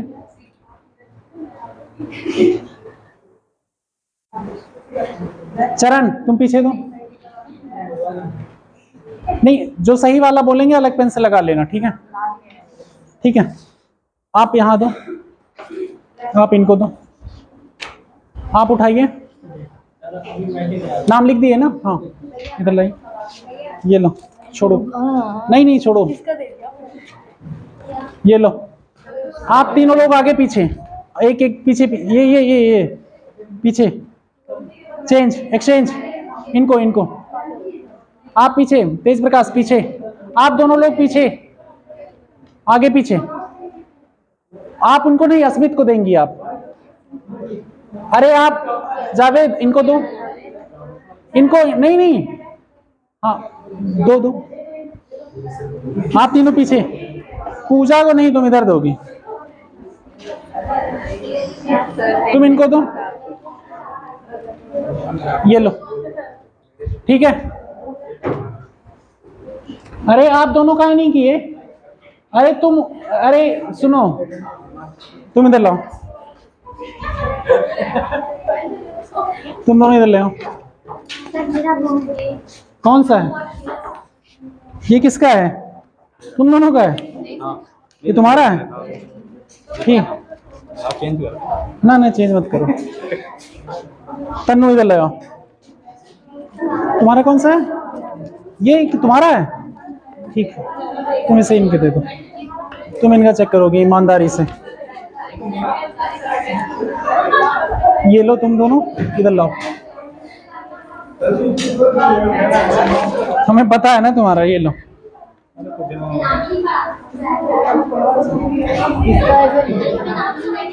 किसका? गौरी का? किसका है? आलोक का ना? नाम सामने लिख दो ऊपर। नाम क्यों ऊपर नहीं लिखे? अब सुनो, सामने डिसिप्लिन मेंटेन करो पहले क्लास में। लिख दिया उन्होंने? सामने देखो, अगर बेईमानी किया किसी ने तो समझ लो वो सिविल सर्वेंट बनने लायक नहीं है, इंटीग्रिटी नहीं है किसी की। इंटीग्रिटी खुद से मेंटेन की जाती है, इवन ना हो लोग तब भी ऑनेस्ट बिहेवियर करना है, ठीक। पहला क्वेश्चन क्या था? तो क्या पहला ऑप्शन क्या है? एसडीआर आईएमएफ की आधिकारिक मुद्रा है क्या? कोई मुद्रा नहीं है एसडीआर। पहला ऑप्शन ऐसे ही गलत हो गया। दूसरा, एसडीआर 4 मुद्राओं की एक बास्केट है, 5 की है, 4 नहीं है। लिस्ट पहले का ही बता रहे हैं, ऑप्शन डिस्कस कर रहे हैं ना पहले में। दूसरा क्या है? 4 मुद्रा तो है नहीं, इसमें 5 मुद्राएं हैं। दूसरा ऑप्शन गलत। सी, निजी संस्थाओं या व्यक्तियों द्वारा धारित किया जाता है, यह भी गलत है। डी, एसडीआर का मूल्य दैनिक रूप से बाजार विनिमय दरों पर आधारित होता है, यस। एक्सचेंज रेट पे, यस। इंग्लिश में तो पढ़ लेती, daily base. Hindi exchange rate daily define होता है, डिमांड और supply. D, D D second में, सेकंड क्वेश्चन में पीएसबी सेक्टर है, करंट का क्वेश्चन है। सार्वजनिक क्षेत्र के बैंक, सार्वजनिक क्षेत्र के बैंक। सही भैया, गलत सही आप टिक करते जाइए, जिसकी कॉपी लिए आप लोगों को चेक करना है। पीएसबी सेकंड ऑप्शन, सार्वजनिक क्षेत्र के बैंक। आप लोग अपना शौक मत दूसरे की कॉपी पे निकाल दीजिए, दूसरे की कॉपी आप लोग इवेल्युएट कर रहे हैं, ठीक है। तीसरे में रीवैल्यूएशन थोड़ी हुई थी, सेकंड वाला गलत है। इसमें किया कौन सा नहीं था? नॉट लिखा है ना, आर्थिक नीति शामिल नहीं है। मतलब जब 1991 में रिफॉर्म हुआ था, वहां रुपए की वैल्यू डिवैल्यूएट की गई थी, डिवैल्यूएशन हुआ था। 4 चीजें पढ़ाई थी ना, इसमें बी गलत होगा, ठीक है। अगला, चौथे का क्या ऑप्शन होगा? तीसरे का बी होगा ना, बताया तो।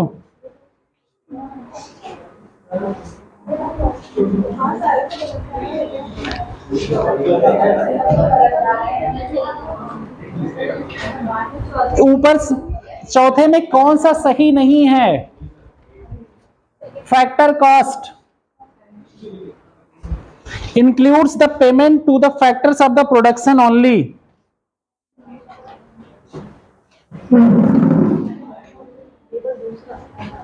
Factor cost include the production system के लिए ही तो लगता है वो, क्या और किसी के लिए लगता है? सेवाओं के लिए भी लगता है ना।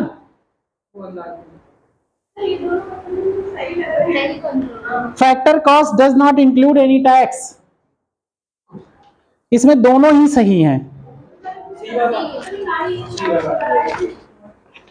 Neither one neither two, D option इसका सही होगा।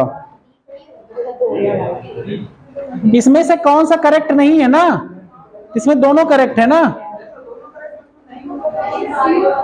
नीदर वन नीदर टू जाएगा ना फिर, तो ना तो एक ना तो दो ही आएगा ना, दोनों सही है ना। रोटी का आकार कौन सा सही नहीं है, तो इस हिसाब से तो एक और दो दोनों सही नहीं होगा। दोनों सही हैं, सही नहीं है और उसने पूछा नहीं है, दो नहीं हो गए ना। हमें समझ में आ जाता है, तो इसका आंसर सी है, डी होगा। हिंदी में क्या लिखा है, हिंदी भी नहीं पढ़नी आ रही है। तभी तो उपर्युक्त कथनों में से कौन सा सही नहीं है, चौथे में कौन सा सही नहीं है, तो जब दोनों सही हैं तो ऑप्शन डी होगा ना। उसने पूछा है कौन सा सही नहीं है, तो आपको यह बताना है। अगर आप दोनों मार देंगे डी तो मतलब दोनों सही नहीं है, जबकि दोनों सही है ना, तब डी लगेगा ना। तो इसमें क्यों कंफ्यूज है? आपने पहले तो सी होगा ना, डी कहा मैंने नीदर वन नीदर टू बोला। वैसे नीदर वन नीदर टू बोला, ऑप्शन आपने बोल सॉरी शक्तिमान। अगला 5 ईयर प्लान पे है, ये तो सबको पता होगा ना, पीसी महाल बोनस। दूसरी पीसी महाल बोनस का नाम लिखा, दूसरी है, ठीक है। अगला एफपीआई एफडीआई 10%। जिसका गलत हो यार आपस में मत बात करो, कॉपी चेक करते यार, थोड़ी मतलब किसका सही किसका गलत वो नहीं, वो देखो, हाँ काटो और सही करो। अगला है MPC monetary policy committee. The committee was set up with the responsibility for price stability and inflation targeting. Yes correct है। The meeting are chaired by the finance minister. गलत है, इसमें कौन होता है, गवर्नर होते हैं। सेकंड गलत हो गया, पहला सही। तो देखो सेकंड हटा दो हर जगह से, तो बी सिर्फ होगा। सेकंड वैसे ही गलत हो गया, तो सेकंड ऑप्शन हटाओ, देखो एलिमिनेट करो ना, सिर्फ एक ही बच रहा है, बी 1 और 3। तीसरा पढ़ने की जरूरत भी नहीं है। तो हम क्या करें? कोई बात नहीं। अगला 8वां क्वेश्चन, रिजर्व बैंक। यार कुछ क्वेश्चन सही किए हो कि नहीं तुम लोग आपस में? आंसर कैसे बोल दें, हमें याद थोड़ी है आंसर, हमें भी पढ़ना पड़ेगा ना।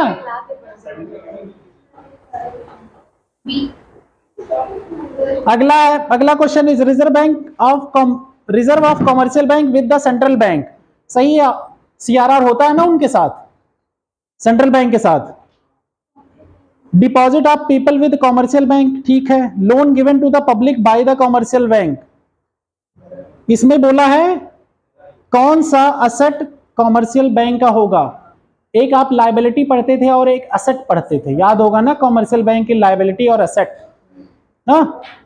तो इसमें क्या होगा, डिपॉजिट जो पीपल का कॉमर्शियल बैंक के साथ है वो लायबिलिटी है, ठीक है, वो असेट नहीं होगा। दूसरा हटाओगे तो एक ही ऑप्शन बचेगा, सी।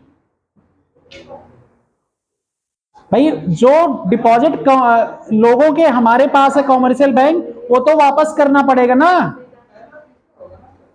तो पहला तीसरा बता तो दिया, वही तो कह रहे हैं, और हम क्या बता रहे हैं, वही तो बता रहे हैं,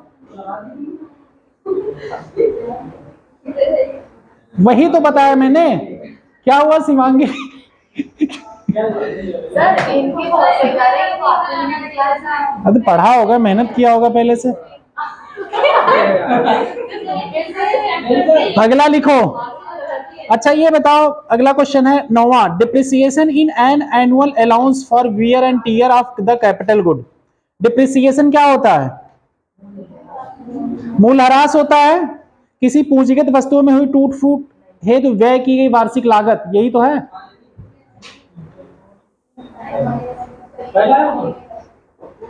और unexpected destruction of capital goods, ये तो मूलह्रास नहीं माना जाता, दोनों सही होंगे।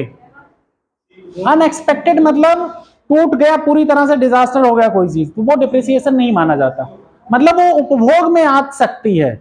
अनएक्सपेक्टेड अगर टूट फूट हो गई तो थोड़ी वो डिप्रिसिएशन में आएगा। डिप्रिसिएशन मतलब वो कोई सामान आप बॉटल 10 साल से यूज कर रहे हैं, इसका दाम कम हो जाए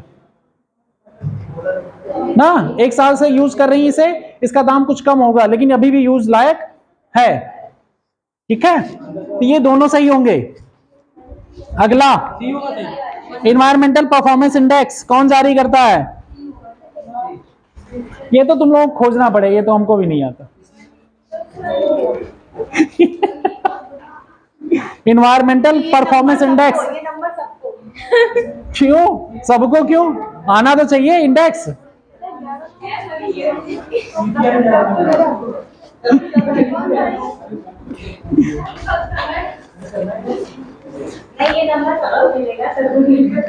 है? इसका आंसर है हमारी समझ से यूएनईपी,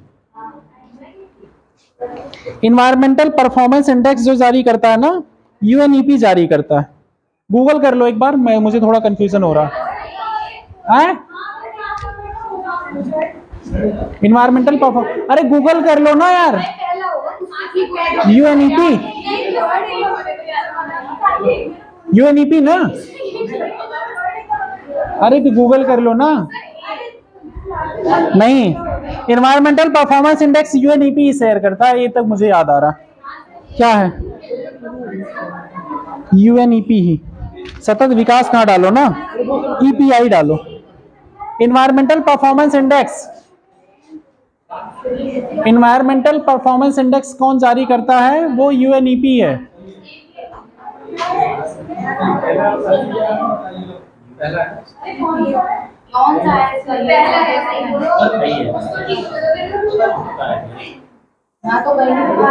इन्वायरमेंटल परफॉर्मेंस इंडेक्स डालो ना।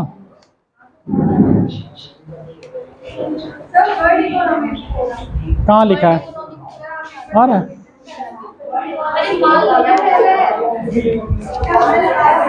इन्वायरमेंटल परफॉर्मेंस कहाँ पे दिया है? ये हिस्ट्री वाले पे, environmental sustainable ranking by the sustainably, ठीक, वर्ल्ड इकोनॉमिक फोरम है, पहला नहीं है, वर्ल्ड इकोनॉमिक फोरम है इसका, WEF, वर्ल्ड इकोनॉमिक फोरम। 11वां क्वेश्चन आपको खुद लगाना है। ये मैंने अमूर्त और मूर्त वाला बहुत आसानी से इसका एक एक्सप्लेनेशन पूरा टेलीग्राम ग्रुप में डाला था। कौन सा सही नहीं है? इसमें डी आंसर होगा। D for doctor. सर सही है यार, मानव पूंजी विभिन्न देशों में आसानी से आ जा सकती है ना, ऐसा थोड़ी है। ड्रेन क्यों है? इसीलिए। बाकी देख लो क्यों नहीं। मानव पूंजी अमूर्त है, यस।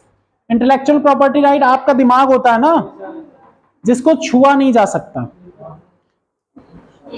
और इसे बाजार में थोड़ी बेचा जा सकता आसानी से। भौतिक पूंजी के विपरीत मानव पूंजी का समय के साथ ह्रास नहीं होता, ये भी सही है। कई बार समय के साथ इसमें ग्रोथ होती है। अगला, मानव पूंजी न केवल धारक को बल्कि सामान्य रूप से समाज को भी लाभान्वित करता है, ये भी सही है। डी इसका सही होगा। अगला, पब्लिक गुड्स। यार बहुत बोलना पड़ रहा है। अरे आंसर कैसे बता दें, हमारे पास लिखा थोड़ी है ना, कौन मेहनत करेगा यार, ये तो बना दिया था किसी ने। इनमें तो आंसर लिख के दिए थे आपने। हाँ, तुम लोगों के आंसर से बाद में हम देखेंगे ना, ये सब तुम लोगों को बनाए नहीं है।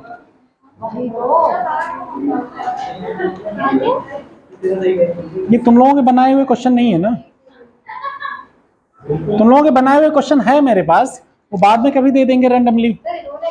डेट वाले ज्यादा दिए तो हमने स्टेटमेंट वाले पढ़े ही नहीं थे ज्यादा। नकल कराया तुमने, ये देख लो, अब इन लोगों में भरोसा करने लायक नहीं है।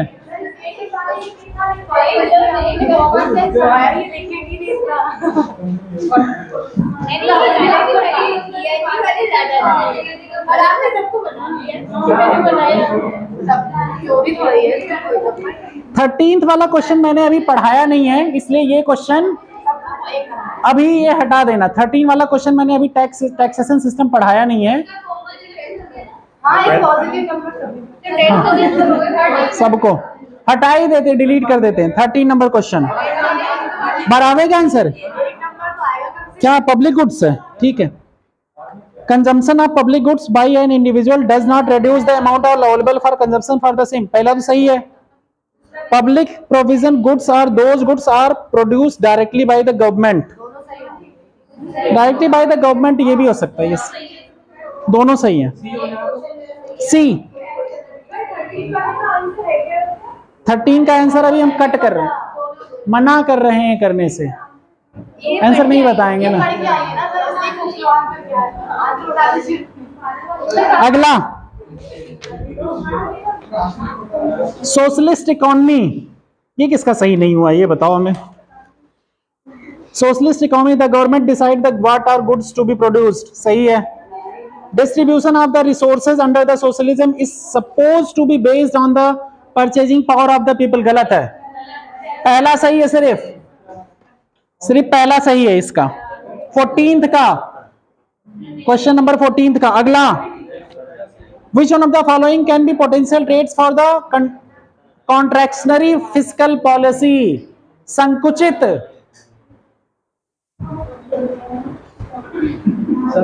राजकोषीय नीति। क्या कर रही हो? अरे तुम उसको क्यों डांट रही हो? गलत सही तुम्हारा कर रही है तो वो तुम अपनी उसकी कॉपी पे फोकस कर ना। से तुम करो, करूं से मत डरो। हाँ तुम दोनों आपस में बात मत करो। अभी जब कॉपी चेक होके दे देना, सब लोग को दे देना। अगला लिखो, अगला क्वेश्चन क्या होगा इसका? परचेजिंग पावर ऑफ 1 हो गया। अब अगला कौन सा है? Contractionary fiscal policy. एक होता है एक्सपेंशनरी, जब पैसा मार्केट में फ्लो कराया जाता है, और दूसरा होता है जब पैसा मार्केट से निकाला जाता है। तो यहां क्या कह रहे हैं? संकुचनकारी राजकोषीय नीति, वाहनों की बिक्री बढ़ाने के लिए उनकी कर दरों में कमी करना, ये गलत है। कर दरों में कमी करोगे तो पैसे मार्केट में बढ़ जाएंगे, ये क्या होगा? एक्सपेंशनरी। ठीक है। रसोई गैस सिलेंडर की सब्सिडी में कमी करना, सब्सिडी में कमी करना,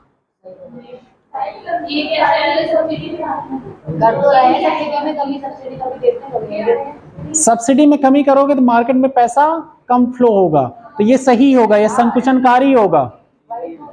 और संरचना विकास पर किए जाने वाले सरकारी व्यय में वृद्धि करना, ये गलत है। ये तो एक्सपेंशनरी, सिर्फ ओनली सेकेंड ए ऑप्शन इसका सही है। यार सब कॉमन सेंस ही तो लगाना है क्वेश्चंस में, कोई बहुत टफ क्वेश्चन नहीं है सब। अगला FRBM act bans the purchase of primary issues of the central government securities by the RBI. क्या ऐसा करता है कुछ? बताओ। एफआरबीएम अधिनियम के अंतर्गत नियमों का उद्देश्य केंद्र सरकार के राजकोषीय घाटे को समाप्त करना है।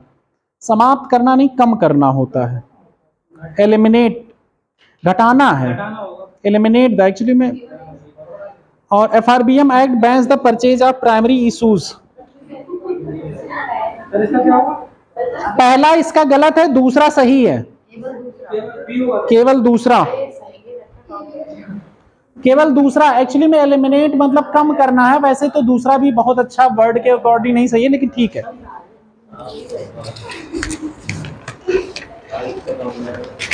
अगला है 17th, cash reserve ratio.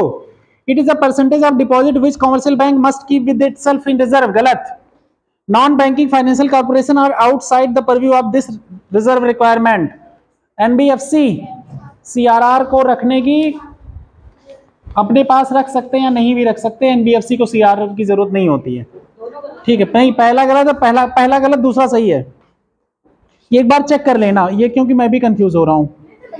NBFC को सीआरआर दूसरा सही है ना। अगला,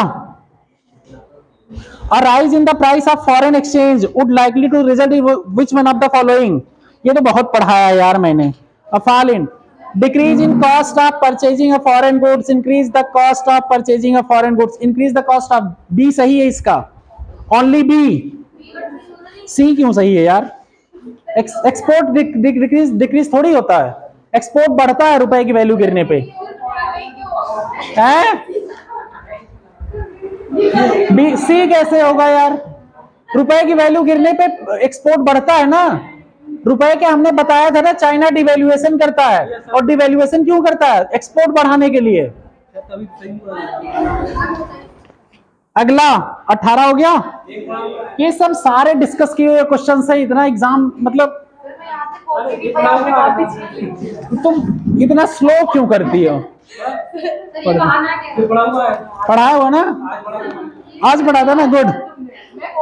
अगला CPI, consumer price index. Consumer price index पे अगर हम लोग आते हैं तो the CPI takes into account the prices of goods only, गलत है। सर्विसेज भी शामिल होती है इसमें, सर्विसेज, गुड्स एंड सर्विसेज दोनों शामिल होती हैं कि नहीं? It includes the price of imported goods, yes. अगला, इसका सिर्फ बी सही है। एक बार जाके वापस पढ़ के गूगल कर लेना तुम लोग, ठीक है। अगला एमएसएमई पे आ जाओ। एमएसएमई अभी मैंने पढ़ाया नहीं, इसलिए इस क्वेश्चन को एलिमिनेट कर देते हैं। वैसे इसका आंसर जो होगा सी होगा, इन्वेस्टमेंट एंड एनुअल टर्नओवर पे। ये मैंने बताया था, इवन अभी बीच में एक क्वेश्चन आया था ना, कोई यूपीएससी वाला जब क्वेश्चन करा रहा था मैं, तब उसमें ये क्वेश्चन आया था। नहीं, ये मैंने क्वेश्चन, मुझे याद आ गया, मैंने बताया हुआ है, बताया था जब यूपीएससी क्वेश्चन करा था। हाँ, इन्वेस्टमेंट एंड टर्नओवर पे वो 25 करोड़ वाला क्वेश्चन था ना, सी। अगला balance of payment, balance of payment. अरे तुम जिसका कॉपी चेक कर रहे हो उसको सही गलत करना। हाँ, सही कर रहा हूँ। उसको सही कर रहे हो ना? हाँ, पता चले तुम अपना सही मत कर देना खुशी में। अगला बैलेंस ऑफ पेमेंट, भुगतान संतुलन। BOP of the country comprises the transaction between resident and the non resident during a period, yes सही है। A country having a balance of payment equilibrium will experience a increase in foreign exchange reserve, yes correct है, दोनों सही है।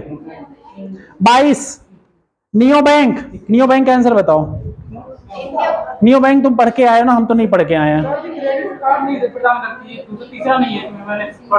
Debit card लिखा है तीसरा,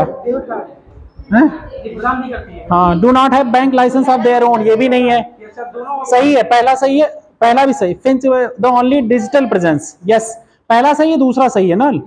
bank licence भी नहीं है ना इनके पास, ठीक है, बैंक लाइसेंस की जरूरत नहीं होती इनको। डेबिट कार्ड नहीं देती, पहला दूसरा सही है ना, इसका पहला दूसरा सिर्फ सही है। कल ही मैंने ये क्वेश्चन लीक किया था,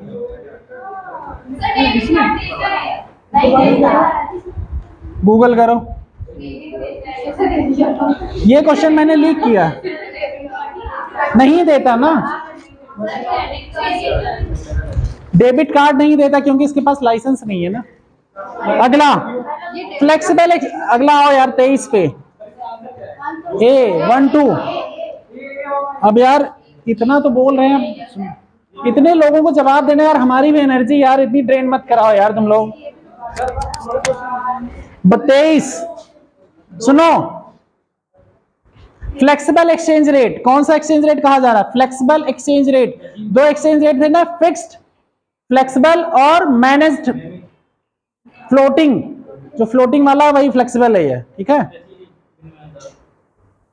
अब इसमें in this system the exchange rate determined by the market forces of demand and supply, yes, पहला सही। At present India follows the completely flexible exchange rate, गलत है, मैनेज्ड फ्लोटिंग है, ओनली वन।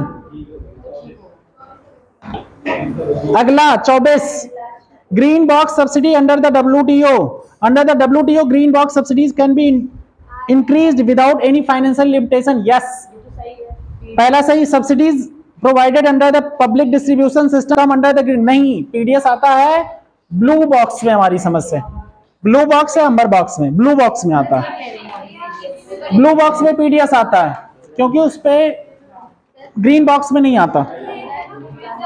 क्या हुआ है? 2 मिनट काम है, रुक जाओ, डांट खा लेना, 2 मिनट रुक जाओ। ठीक है, हो गया। सब लोग नंबर देख लो किसके किसके हुए, काट दिए ना सर जो अटेंड किए वो सब लोग। अपनी अपनी कॉपियां एक्सचेंज कर लो आपस में।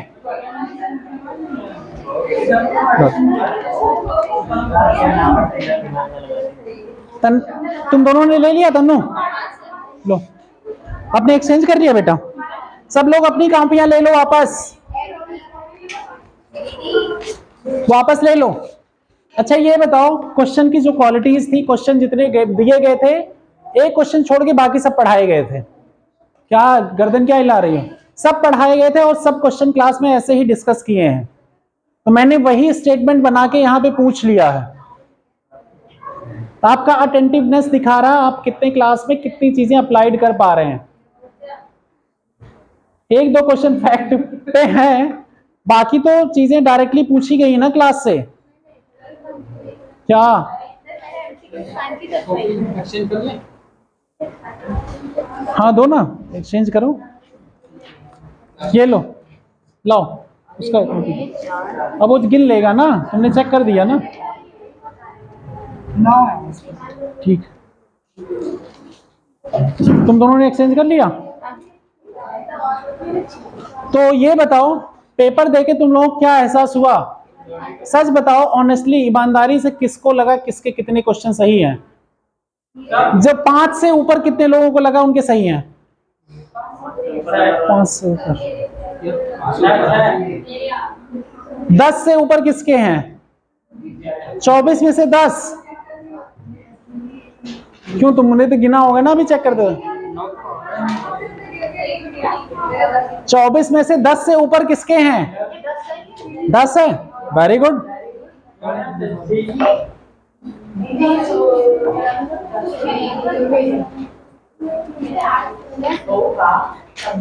लड़के क्यों नहीं आई है? कैमरा बंद करो जरा, तो कैमरा बंद करो।